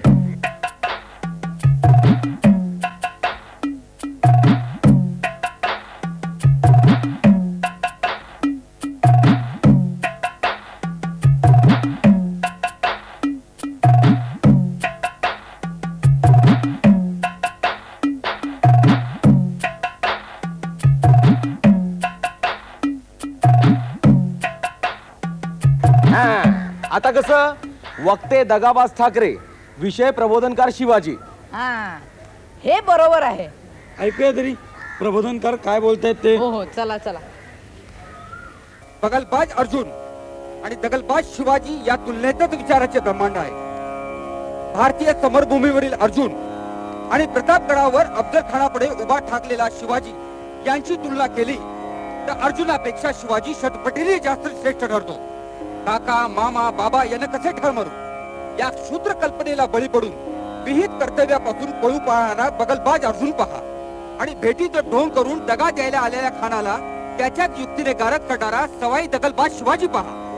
खानाला ठार मारल्याशिवाय किंवा त्याच्या हाती शिवाजी जिवंत किंवा मेलेला सापडल्याशिवाय या मुकाबल्याचा निकाल लागणार नव्हता. मारीन किंवा मरीन असा अतितटीचा सामना देण्याच्या तयारीने शिवाजी प्रतापगडावर चढला आणि त्याच्या लोकोत्तर प्रसंगावधानाने त्याने अशक्य घटना शक्य करून दाखविली. हिंदवी स्वराज्याच्या प्राण प्रतिष्ठेसाठी स्वतःचा प्राण देणे अथवा खानाचा प्राण घेणे याशिवाय तिसरा मार्ग शिवाजी पुढे नव्हता. श्रीकृष्णाने गीता सांगितली अर्जुनाला, पण ती प्रत्यक्षात आचरणात आणून महाराष्ट्राचा राष्ट्रधर्म भगवद्गीतेत आहे हे सप्रमाण सिद्ध केले शिवाजीने. दगलबाज अर्जुनाने नव्हे, गीतेचे पांग पांडवांनी फेडले नाहीत तर ते शिवाजीने फेडले. अखेरीस कोणत्या विशेषण लावून छत्रपती शिवरायांचा जय जयकार करायचा ते सभाजनांवर सोपून मी आपली रजा घेतो.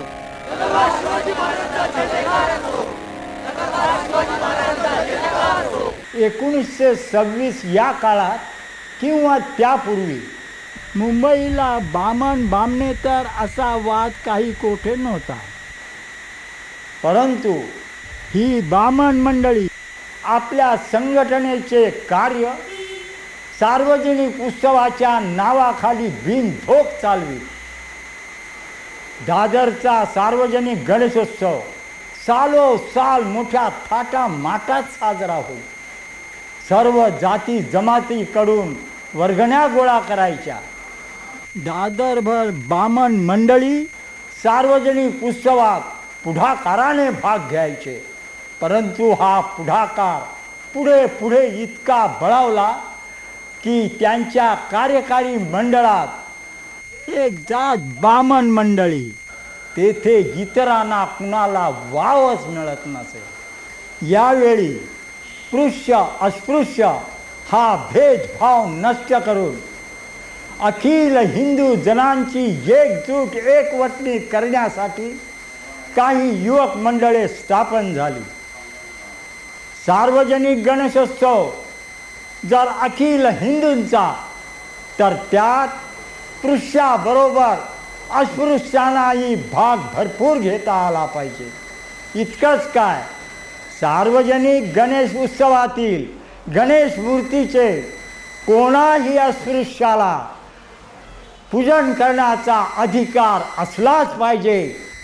सार्वजनिक गणेशोत्सवाच्या गणेश मूर्तीचे प्रत्यक्ष शिवून पूजन करण्याचा हक्क अस्पृश्यांना असलाच पाहिजे आणि यंदा आम्ही तो अंमलात आणणारच. या धमकीने जावळे मंडळ आर पार हादरून गेले.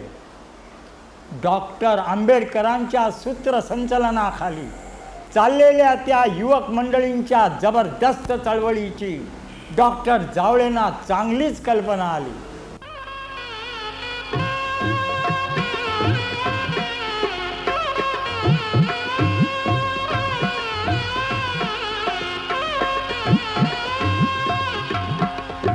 हा चला चला लवकर, पूजेची वेळ होत आली. चला चला चला लवकर.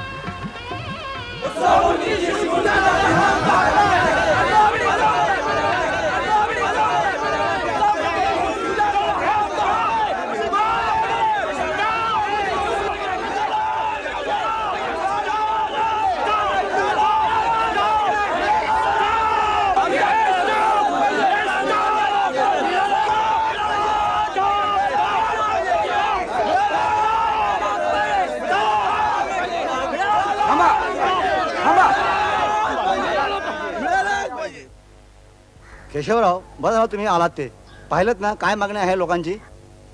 ऐकलं ना लोकांची काय मागणी आहे ते. मागण्या त्यांच्या रास्त आहेत. तुमच्या मागण्या तर थांबलात का? तुम्ही मंडळाचे मेंबर आहात. प्रथम आपण मंडपात जाऊ. मंडप आपलाच आहे.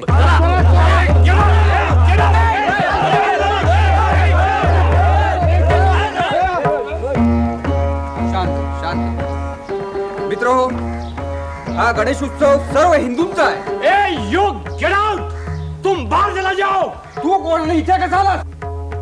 भाषण करण्याचा अधिकार आमचा आहे. आधी तुम पोलीस आदमी बाहेर चले जाओ. You have no right to enter here. इथे काय दंगल मारामाऱ्या रक्तपात झालाय तर तुम्ही धावून येत आहे? हे इथे ऑनररी मॅजिस्ट्रेट राव बहादूर बोले उभे आहेत.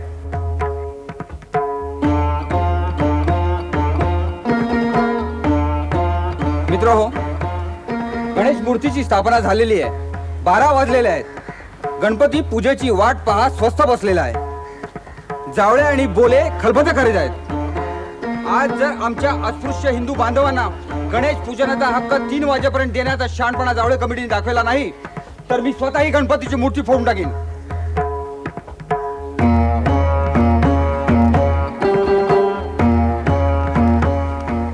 केशवराव, तुम्ही डॉक्टर आंबेडकरांना बोलवा.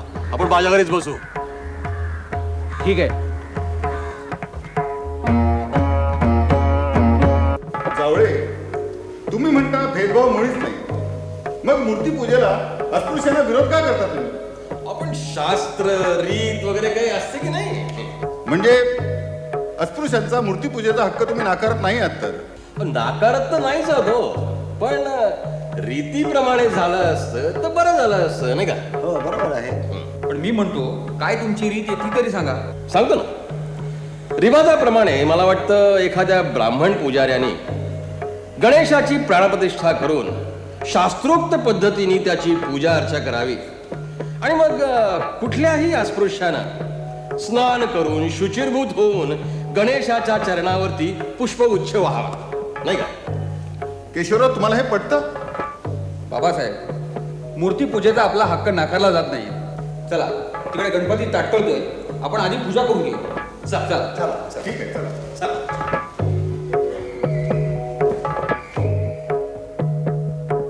अस्पृश्यांचा एक नामांकित कार्यकर्ता मडके बुवा याला प्लाझा गार्डनच्या नळाखाली आंघोळ घातली.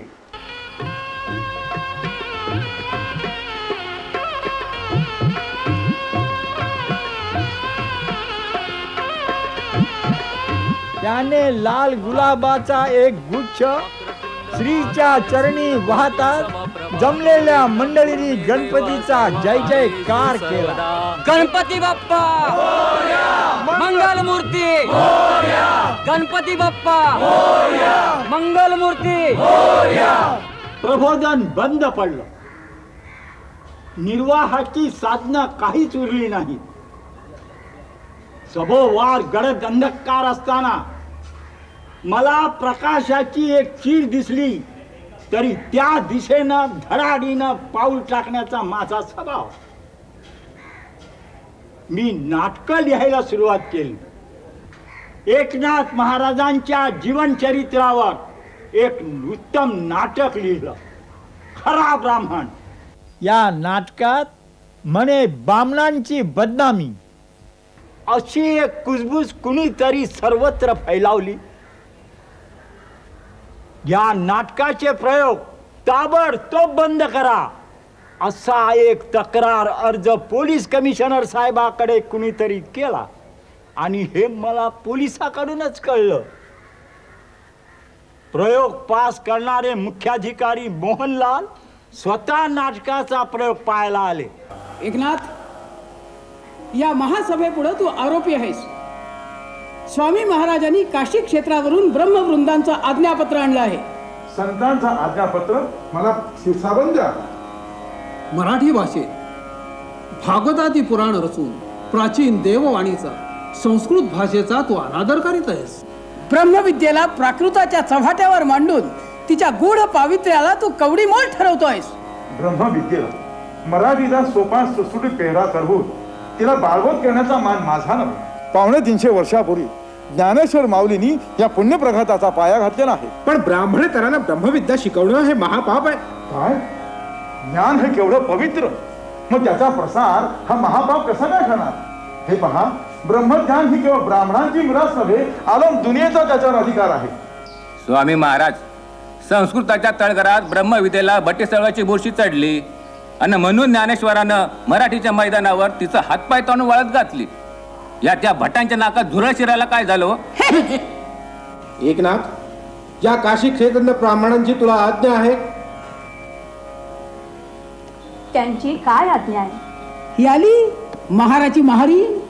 हा माझा सन्मान आहे बरं स्वामी महाराज. एकनाथांनी लिहिलेलं भागवत पुराण नष्ट करण्यासाठी स्वामी महाराजांच्या चरणावर अर्पण करा. भागवत पुराणानं काय पाप केले? पाप? महापाप. ते मराठीत आहे, गिरवाण भाषेत नाही. गिरवाण भाषा देवी केली आणि मराठी काय चोरी आली? माझा ग्रंथ नष्ट करण्यामुळे भागवत धर्म नष्ट होणार आहे असं का आपण समजता? अहो, प्रश्न आज्ञापत्राचा आहे, समजुतीचा नाही. ठीक आहे, नुसत्या पोथीनं आपलं समाधान होणार असेल तर ही घ्या पोथी आणि याचं काय वाटेल ते करा. अग्नी जाळून भस्म करा ती पोथी. हा, भस्मसात करा, भस्मसात करा, भस्मसात करा. माधवा, बामला काय म्हणतात? भस्मसात करावी? सगळ्या दख्खन दुनियेनं ज्याला आत्मसात केलंय त्याला तुम्ही काय भस्मसात करणार? अक्षी टकुरच शिकलं जणू. हा, मला वाटतं खाली वर दगडाच्या लठ्ठ चिपा बांधून या बाळाला भागीरथीतच जलसमाधी द्यावी. जलसमाधी द्यावी, जलसमाधी द्यावी. देऊन पहा. तमाम भागवत भक्तांनी हृदयाच्या खोल तळाशी ज्याला ठाव दिलाय त्याला कोणती भागीरथी उडवणार? ज्ञानदेव महाराजांचा हा प्रसाद स्वामी महाराज अलम दुनियेची गंगा हातावर झेलून मस्तकावर नाचविल बरं, मस्तकावर नाचविल. सदन हांडीत जणू त्या पोथ्या बुडवल्या, जाळल्या तरी देखील पाठ आणि संप्रदाय बुडत नसतात बरं. श्रींनी बायकांशी वाद करणं प्रशस्त नाही. का प्रशस्त नाही?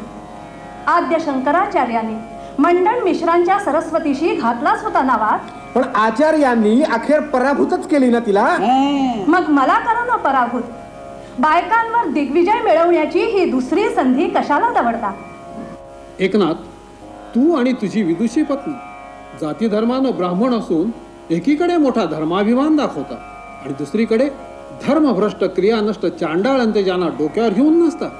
जन्माच्या जातीला विरोध करून अंत्यजाशी सलगी करता, सहकार्य करता. नुसतं सहकार्यच नाही तर सहकुटुंब, सहपरिवार, सहभोजन देखील करतो मी. धिक्कार, धिक्कार, धिक्कार असो.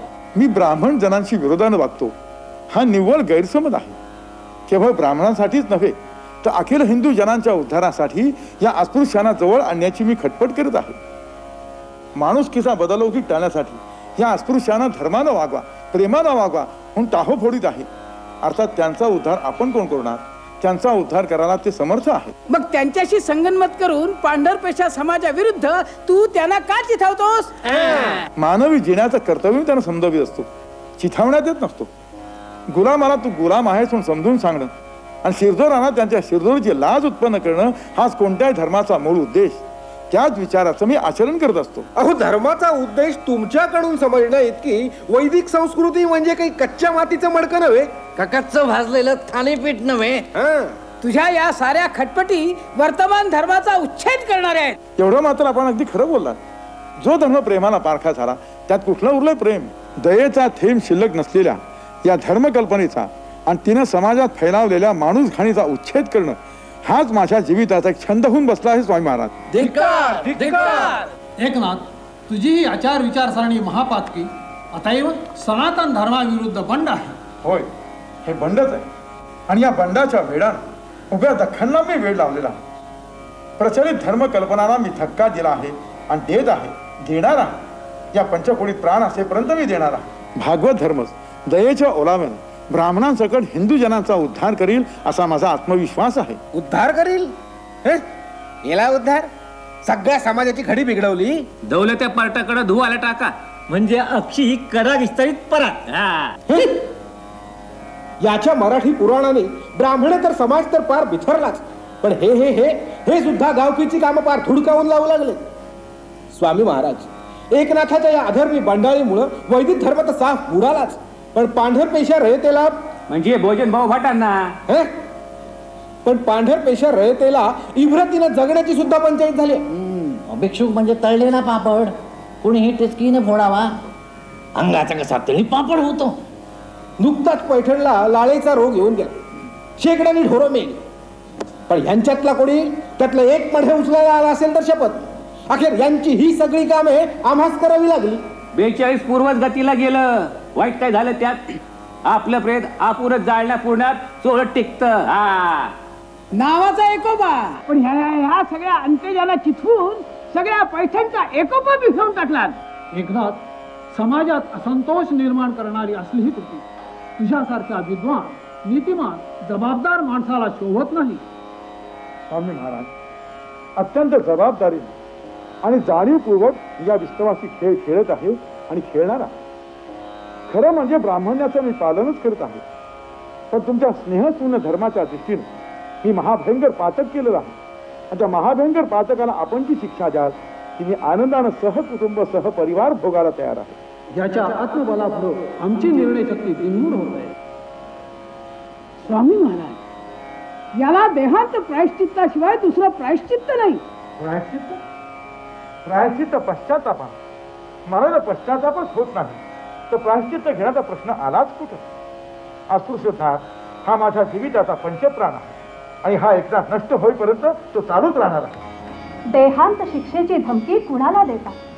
अनाथांच्या, अपंगांच्या सेवेसाठी ज्या दिवशी तन मन धन अर्पण केलं त्याच दिवशी आमची देहावरची सत्ता गेली. आमचे देह जाळून त्याची राख केली तरी त्या राखेचा प्रत्येक कण अस्पृश्योद्धाराच्या किंकाळ्या मारत सगळ्या भरतखंडात धिंगाणा घातल्याशिवाय राहणार नाही. स्वामी महाराज, आपण धर्मज्ञ आहात, धर्माज्ञ आहात. प्रचलित धर्माच्या स्नेहशून्य ताठरतेची आपल्याला कल्पना आली असेल तर आपण उठा आणि भजा भिक्षुकांचं प्रतिनिधित्व करण्यापेक्षा संत ज्ञानदेव, नामदेव, सुखोबा महाराज यांच्या भागवत धर्माची भगवी पताका हाती घ्या आणि साऱ्या हिंदू समाजाला माणुसकीचा धर्म शिकवा. त्या गावोगावच्या भजा भिक्षुकांपेक्षा अवघा भारतखंड आपल्या पायाची जय जयकार करीत लोळत घे. आणि आपल्याला हे मान्य नसेल तर करा शिक्षेचा पुनरुच्चार. आम्ही आनंदाला ती भोगायला तयार आहोत. याच्या अंतःकरणाच्या तळमळीने आमच्या पोत्यात धर्माच्या अभिमानाचा फोलपणा चांगला सिद्ध झाला. असं भूतकाळात पडू नका. देहांत शिक्षा पार पाडायला समोरच्या मंडळीत आमच्यासारख्याची उणं नाही पडणार. शास्त्रीजन हो, विवेक प्रामाण्य श्रेष्ठ, सग्रंथ प्रामाण्य श्रेष्ठ हा मुद्दा प्रस्तुत वादात महत्वाचा आहे. आम्ही ग्रंथ प्रामाण्य श्रेष्ठ मानतो. भोजन प्रामाण्य श्रेष्ठ मानतो. या धर्मग्रंथांच्या उलथापातीपेक्षा आपल्या मनाच्या उलथापातीनच या दीन जनांचा उद्धार होणार आहे. काळाप्रमाणे काळजाची ठेवण बदला आणि विवेकाच्या प्रकाशात दुनियेकडे पाहायला शिका. बाप हो, या 2.5-3 कोट धर्म बांधवांना माणुसकीनं वागवण्याची आपल्याला अक्कल नसेल तर आपल्या मोक्ष प्राप्तीच्या वल्गनांवर शैतान देखील विश्वास ठेवणार नाही. ही गोष्ट आम्हालाही पटते. प्रस्तुत वादात आम्ही तडजोड करतो. जोडा जोडीवर तडजोडीवर आलं वाटतं. महात्मा, बामण काय म्हणतात? बामणे म्हणतात बिरमदेवाचं टक्कर. ब्राह्मण ग्रंथ प्रामाण्य मानतात. अंत्यजोद्धार ग्रंथ प्रामाण्याची विसंगत आहे. तेव्हा पैठणमधील सामाजिक असंतोष मिटवण्यासाठी एकनाथ अंत्यजोद्धाराचा त्याग करायला तू तयार आहे? प्राणांचीही नाही. आमचा गळा कापला तरी आम्ही या गरिबांशी बेमान होणार नाही. कुंडलेक वरदा अस्पृश्यता विध्वंसनासाठी ब्राह्मण्य विध्वंसन केला सुद्धा मी तयार आहे. ब्राह्मण्य गेलं मग राहिलं तरी काय? हिंदुत्व, जबरदस्त संघटित हिंदुत्व, त्या हिंदुत्वाच्या टिकवण्यासाठी आपण अस्पृश्यांना जवळ केलं पाहिजे. एवढंच काय, पण जो ब्राह्मण्याचा बिनशर्त बळी देईल तोच खरा ब्राह्मण म्हणून सारं जग त्याच्या माणुसकीची गीता गाईल. चांडाळ अंत्यजांसाठी ब्राह्मण्याची होळी. वाह वाह रे अस्पृश्य आणि धन्यतेचा उद्धार. ओम शांती शांती शांती. असलं विकटाचं तुम्हाला शोभत नाही. आज तुम्ही त्या दीन अस्पृश्यांची असून टवाळी करता, पण त्यांच्या हृदयात पेटलेल्या खिडकीकडे दुर्लक्ष करू नका. खिडकीत आहे ना, आग लागली नाही ना अजून. आग लावायचा मान तुमचा, तुम्ही लावाल तर लागेल. हे पहा, ती खिंडी विझवण्याचा प्रयत्न आपण आजच केला पाहिजे. नाहीतर त्याच्या आगीमध्ये हे गुलाम आणि आपण शिजो सारेच जळून खाकू. अरे आग भडकू दे रे, मग कोण जगतं आणि कोण जळतं पाहूया. हा काय भयंकर प्रकार आहे. विठोबा धाव धाव धाव. आमच्या आगमन प्रसंगीच हा अग्निप्रलय होणं नितांत दुर्भाग्य. कोणी लावली ही आग? परमेश्वराला अधर्म तिळ मात्र खपायचं नाही. अंत्यज आपली पायरी सोडून अधर्मानं वागणार, म्हणून अग्निदेवतेचा प्रकोप हा असाच होत राहणार. बंद करा मूर्खानो तुमची पाखंडी वरवर. तुमच्या या अशा वागण्यानं तुम्ही किती पाषाण होते आहात हेच मला या पैठणात आल्यावर दाखवून दिलाय. शिव शिव शिव शिव शिव. एखाद्या क्षेत्रालाही लाजवील असा सुंदर विठ्ठलवाडा भस्मसात व्हावा. परमेश्वरा, काय कशा कृष्ण पोरीची कशी असली जायचे बारीमध्ये काल राजाचा बाहेर काढला आणि कोल्हारची पोरी गावली. आता डोळ्याचं पावलं फिरून म्हणजे आम्ही आग लावली गिरजाबाई? काही त्याला खाऊ कवं. देवळात देवी आणि गावभर नाही ते कळतं आम्हाला समजत. आणि महात्मा शहरातून पैसे कोणतरी घेऊन ये. त्यांच्या पायावर म्या लोळून घेतली ती येत नाहीत, पण त्यात तुमच्यासाठी नाही म्या वाईट बनलो. चला बाहेर पडा. बाळ इकडे बाळ. अरे घाबरू नको. अरे अरे मी तुझी आई आहे. पेटली ती झोपडी पण पेटली. बाळ बाळ असं काय मला बडबड करावी? मी तुला माझ्या मांडीवर घेतलंय ना. नाही नाही हो, आपला विठ्ठलवाडा वाचला ना. हो बरं बाळ. सगळे भाऊ बंद बाहेर पडले ना. आता तूच त्यांना सोडवलंस ना. विठ्ठलवाडा, सरदारांचा लाडका विठ्ठलवाडा. अरे का ही आग तुझ्यासारख्यांचा बळी घेऊन हिंदू समाजाची राख रांगोळी करणार आहे. मामाजी, सरदार, आई, पाणी घेऊन माझ्या लाडक्या जीवा, या पत्थराच्या दुनियेत तुझ्या तोंडाला घालायला कुठलं पाणी मिळणार? ह्या आदबागी विठ्याच्या डोळ्यातून कोसळणारे गंगाबाई, ती लाडक्या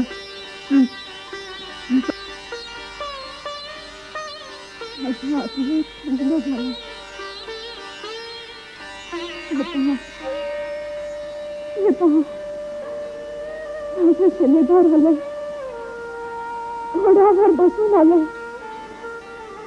येऊ मी आले हो आले.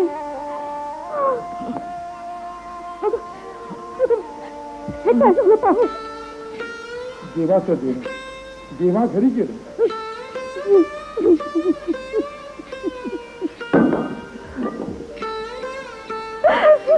गावा आपली सीता गेली रे. अनाथ अपंगांची सावली लावला. गिरजाबाई, तुम्ही रडताय? ही रडायची वेळ आहे. विठोबा, तुमच्या घराण्याची होळी झाली हो, होळी झाली. त्याची सगळ्या विठ्ठलवाडीची झाली बाई. समाजाच्या उद्धारासाठी संसाराच्या घरादाराच्या होळ्या पेटवाव्या लागतात. ते तुम्ही मायबापांनीच आम्हाला शिकवलं ना. माझ्या वेळकर घराण्याचा उद्धार झाला. ह्या आत्मज्ञानानं जनता जनार्दनाच्या काळजातील माणुसकीची गंगा प्रगटल आणि आमच्यासारख्या अभागी अस्पृश्यांना मायेच्या थंडगार पाटांनी ओली चिंब करल. धिक्कार असो आमच्या ब्रह्मज्ञानाला आणि ब्राह्मणांच्या अहंकाराला. हे काय आपण हे काय करताय? स्वामी महाराज, असे प्रकार जोपर्यंत गावोगावी चालू आहे तोपर्यंत कोणत्या ना कोणत्या जबरदस्त सत्तेच्या गुलामगिरीशिवाय हिंदूला कोणता मोक्ष मिळणार आहे? एकनाथ, तुझ्या विवंचनेची तिढीक आम्हाला पटली. हे हृदयविदारक दृश्य बघून आमच्या मतपरिवर्तन झालेलं आहे. अस्पृश्यता आहे महापाप आहे. आमच्या भवितव्यावरचा तो महाकलंक आहे. विठोबा, तुला अंतज म्हणणाऱ्यांच्या जीवात घडल्या पाहिजे. तुझी ही त्यागमय मूर्ती बघून तूच खरा ब्राह्मण, तूच खरा ब्राह्मण म्हणून तुला हृदयाशी कवटाळण्यातच आमची माणुसकी सिद्ध होणार आहे. या मोहनलाल, कसं वाटलं नाटक? वा वा केशवराव, फारच छान नाटक लिहिलंय तुम्ही. तुम्ही स्वतः पाहिलं. मी काय कुणाची निंदा नालस्ती केली आहे? शेव, या नाटकात ज्यांना बामण निंदा दिसते ते एक तर आंधळे नाही तर लफंगे तरी असावेत. अस्पृश्य दारावर इतके परिणामकारक आणि ते एका संताच्या चरित्रावर लिहिलेले नाटक आज तरी मी प्रथम पाहतोय. वा वा केशवराव, होऊ द्यात या तुमच्या नाटकाचे प्रयोग. धन्यवाद.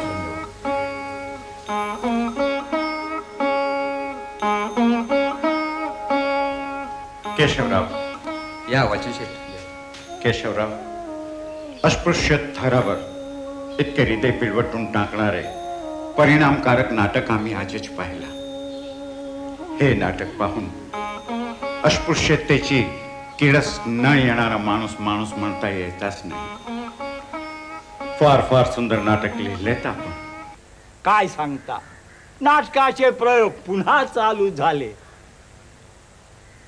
श्रीयुत भाऊराव पाटील एके सकाळी माझ्या बिराडी आले. दादा, ही सगळी परिस्थिती अशी आहे, बोर्डिंगाच्या खर्चाची तोड मिळवणी काही होत नाहीये. अरे, देणग्या गोळा करायला हव्यात, भीक मागायला हवी. सगळं केलं, सगळ्यांसमोर हात पसरले, पण हाती काहीच सापडत नाही. बोर्डिंगातल्या पोरांची इवलीशी तोंड पाहिली तर पोटात खड्डा पडतो. दादा भाऊ, तू करतोस ते कार्य फार मोठं आहे. लोकांनी आपण होऊन तुला मदत करायला हवी. मी काय करू ते सांग. तुझ्या कार्यासाठी वाटेल ते करेन. दादा, महात्मा गांधी सध्या हरिजन फंडाच्या दौऱ्यावर आहेत. सध्या त्यांचा मुक्काम पुणे रेल्वे स्टेशन पलीकडील पर्णकुटी बंगल्यात आहे. नमस्कार. आइए भाऊराव जी, आइए आइए ठाकरे जी, बैठिए. कहिए ठाकरे जी. महात्माजी, आपल्या हातून ज्याचे उद्घाटन झाले त्या सातारच्या भाऊराव पाटलांच्या बोर्डिंगाचे पैशाच्या अभावी होत असलेले हाल आपल्या कानावर घालावेत म्हणून मी इथे आलो आहे. आणि ते टाळण्यासाठी आपल्या हरिजन फंडातून काही तात्काळ ठोक रक्कम मिळावी ही विनंती करण्यासाठी आम्ही आलो आहे. आणि काय ते स्पष्ट समजल्याखेरीज आम्ही इथून जाणार नाही. ठाकरे जी, भाऊराव ने इतना बड़ा बोझ सर पे उठा के गलती की. आपको ऐसा नहीं लगता हरिजन फंड तो कितना है? किती म्हणजे 5 लाखावर जमला आहे असे वृत्तपत्रात जाहीर झाले. ते खरं आहे, पण त्याला मागणी किती आहे?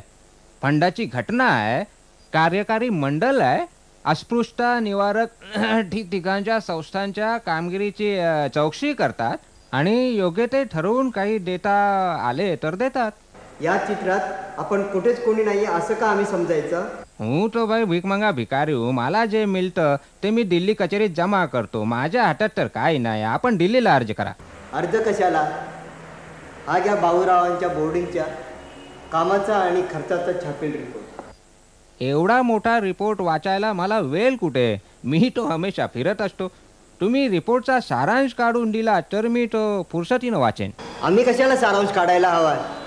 हे बसलेत गंगाधरराव, यांना सांगा सारांश काढायला. आपण मला म्हणालात भाऊरावाने पैशाची तरतूद केल्याशिवाय बोर्डिंगचे काम कशाला अंगावर घेतले? स्पष्ट बोलतो, क्षमा करा. अस्पृश्यांच्या उद्धारासाठी तनमनाने जे कोणी काम करत आहेत ते आपापल्या परीने झटत झगडत आहेत. मीच काय तो एकटा हरिजन उद्धारक आहे असा आपला समज असेल तर तो चुकीचा आहे. नुकतेच माझ्या अस्पृश्य उद्धारावरचे नाटक खरा ब्राह्मण रंगभूमीवर येताच पुण्यातल्या ब्राह्मण मंडळीने केवढे मोठे काऊर केले हे आपल्या कानावर आले असेलच. हे खरं आहे गंगाधरराव? हो, आजच्या सकाळ दैनिकात काही मजकूर वाचला होता मी. काका इतर मराठी वर्तमानपत्र वाचत नाहीसे दिसतंय. गेली महिनाभर ज्ञानप्रकाशाचे स्तंभ याच प्रकरणाने भरून येत आहेत. माझ्याही पाण्यात नाही, मीही फिरतीवर असतो. नाटक राहू द्या, त्याचं एवढं काय?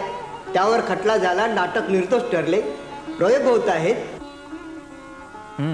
पण आज इतकी वर्ष झाले भाऊराव हरिजनांसाठी स्वतःच्या संसारावर पाणी सोडून झटत झगडत आहेत. अहो, परवा त्यांच्या सौभाग्यवतीने बोर्डिंग मधल्या हरिजन मुलांची उपासमार टाळण्यासाठी स्वतःच्या गळ्यातले मंगळसूत्र बाजारात विकले. अच्छा? महात्माजी, त्यांच्या या कार्याची दखल घ्यावी असं नाही का तुम्हाला वाटत? क्यों नहीं ठाकरे जी, हरिजन के बारे में इतनी बड़ी भारी तकलीफ उठाने वाला भाऊ शरीका उनका तारणहार मैंने आज तक कहीं नहीं देखा. भाऊराव महाराष्ट्र के एक भारी भूषण है. तुमच्या सर्टिफिकेटाने भाऊरावांच्या अडचणी काही दूर होणार आहेत का? तुम्ही म्हणता I am a beggar with a bowl. तुम्ही बेगर तर खरे, पण royal beggar. Bhaurao real beggar. Royal beggar कडे रिअल बेगर भीक मागायला आलाय. आम्ही रॉयल बेगर? ते कसा ठाकरेजी? हो, रॉयल नाही तर काय. ताजमहलला लाजवील अशा या पर्णकुटीत आपण राहता आणि हरिजन उद्धाराची चिंता वाहता. भाऊराव हरिजनांबरोबर झोपडीत राहतो, त्यांच्याबरोबर खातो पितो. हो ठाकरे, तुम्ही कुणापुढे बसून हे बडबडत आहात याचा काही विचार? माणसानं आपली पायरी सोडू नये. हो गंगाधरराव, डोळे वटारून गुरकावू नका. त्या डोळ्यात वळस म्हणून वाढलो तर 7 पिढ्या कायम उमटेल. तुमच्यासारख्याने हाजी हाजी करून चालविलेल्या गांधीजींच्या बुवाबाजीला मला टेकू द्यायचं नाही. मी आहे फटकळ. जाऊ द्या Gangadharrao. Thackeray is a advocate of our Bhaurao. Advocate नव्हे, हे माझे गुरु आणि मार्गदर्शक आहे. बर. महात्माजी, मी ॲडव्होकेट असेल, पण आपण बॅरिस्टर आहात. वादविवादात आणि विधान कौशल्यात आपण ब्रिटिशांनाही पाणी पाजले. ते जाऊ द्या. हरिजन फंडातून आपण भाऊरावांना किती रक्कम देताय ते बोला. मला 4 महिन्याची मुदत द्या, योग्य ते अगत्य करीन. 4 महिन्याची? छे, फार तर 1 महिन्याची. ठाकरेजी, 2-3 महिने तरी लागतीलच. महिनाभरात काय ते करा. 2 महिने तरी लागतीलच. महिनाभराची मुदतच खूप होते महात्माजी. ठाकरेजी, you are a very stiff and stubborn fellow. मी आजच तुमचा रिपोर्ट दिल्ली कचेरीला पाठवतो. झाला ना तुमच्या समाधान? मी आपला आभारी आहे. 1 महिन्याची मुदत संपली आणि आपल्याकडून काही जबाब आला नाही तर तुम्ही असाल तेथेच मी असा येऊन उभा राहील. हे लक्षात ठेवा. You both are welcome any time anywhere.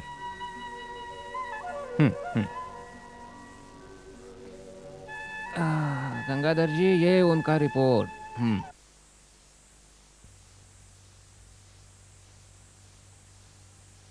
संयुक्त महाराष्ट्राची चळवळ चालविण्यासाठी आपापली ध्येये बाजूला ठेवून सर्व पक्षांनी एकत्र व्हावे या कल्पनेने डॉक्टर आंबेडकर अगदी पछाडून गेले होते.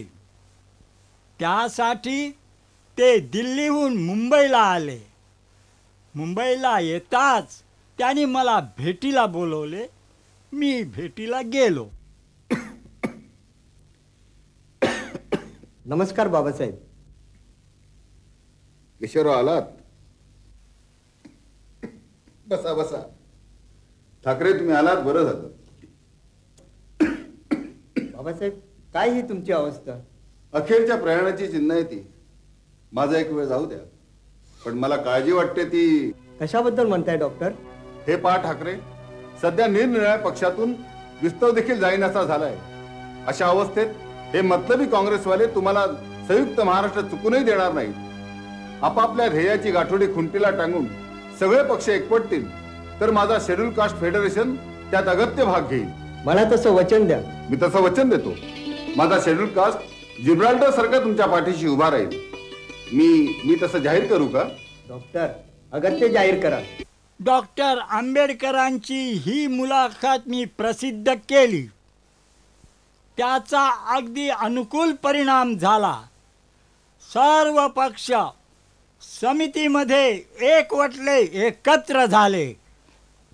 माझ्या जीवनाचा अखेरचा नि अटीतटीचा संघर्ष म्हणजे संयुक्त महाराष्ट्राचा लढा. या चळवळीपूर्वी महाराष्ट्रातील सगळे पक्ष अगदी मरगळून गेले होते. बाबासाहेबांच्या सूचनेप्रमाणे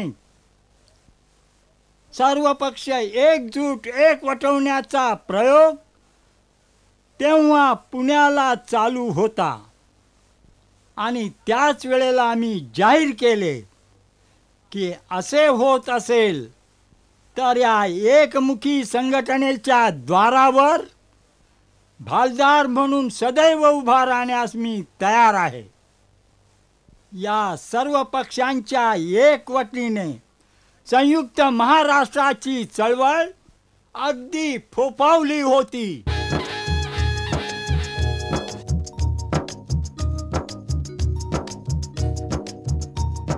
जनतेच्या सत्तेची ज्योत जागती जागती गरजा संयुक्त महाराष्ट्र भारती.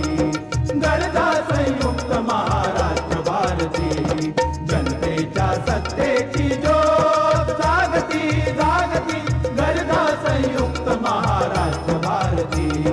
गरजा संयुक्त महाराष्ट्र भारती.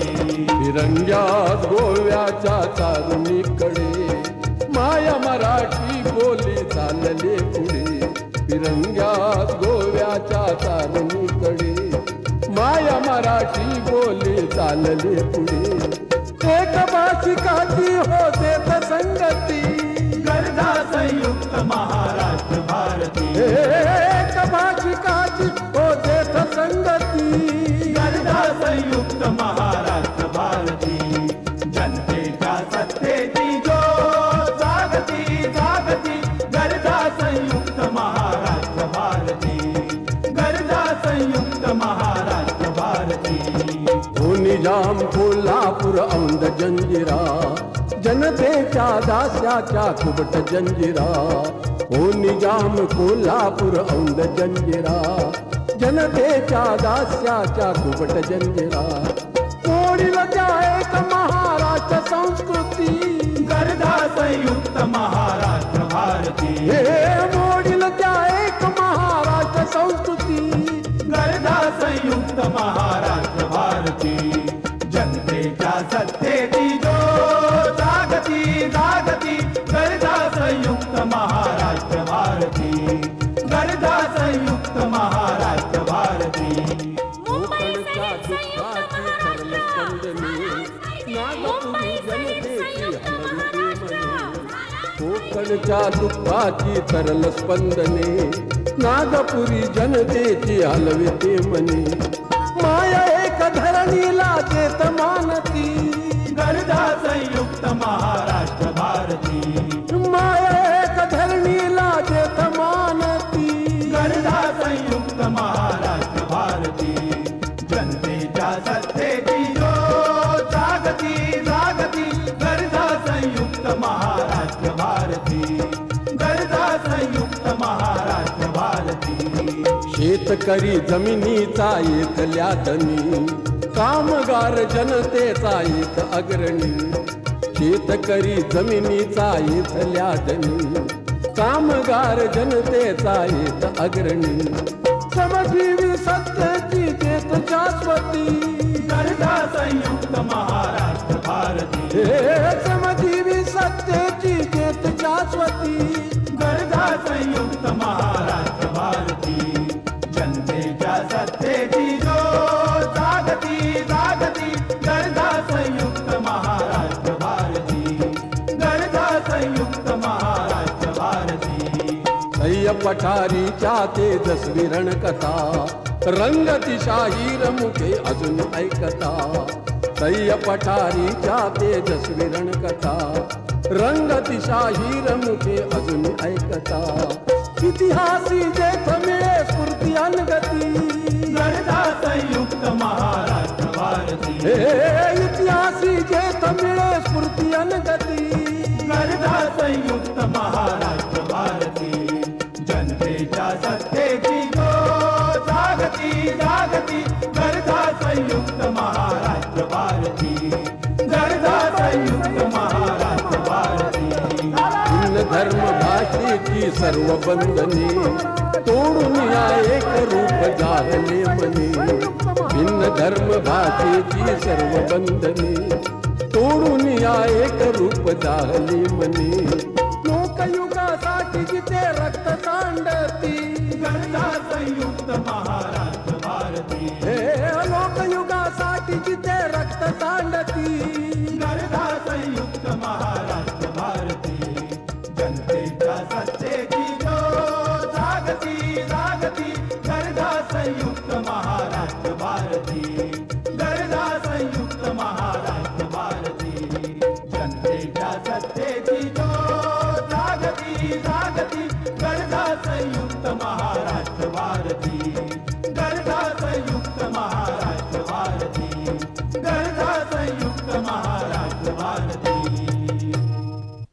SM जोशी समितीचे सेक्रेटरी यांना काही पेच निर्माण झाला का ते समितीच्या सर्व पक्षांची सभा बोलवायचे. अशा सभांना आत्रे आणि मी 2-3 वेळेला गेलो असताना तेथील तो फाफट पसारा पाहून अगदी वैतागलो. शिवजयंती निमित्त आझाद मैदानावरून समितीची एक भव्य मिरवणूक काढण्याचे ठरले. शिवाजी पार्क मधल्या शिवरायाच्या पुतळ्यासाठी मिरवणुकीच्या मार्गावर सीलबंद डबे फिरवून फंड गोळा करण्याचे काम प्रत्येकाने अंगावर घेतले. मिरवणूक गाजली, गरजली आणि डबेही फिरवले. पण महाराजा डब्याचा हिशेब मी विचारला तर म्हणाले, डब्यात एकही भोकाची दिडकी पडली नाही. संयुक्त महाराष्ट्र समितीचा कट्टर अभिमानी आचार्य आत्रे महाराष्ट्र राज्य स्थापनेचा महोत्सव करण्यासाठी आत्रे आणि मी आम्ही दोघांनी स्थापन केलेल्या जनता आघाडीने या महोत्सवाचा सगळा खर्च केला. या महोत्सवानंतर सगळ्या चळवळीतून मी संन्यास घेतला. हा माझा तुम्हाला अखेरचा प्रेमाचा मुजरा.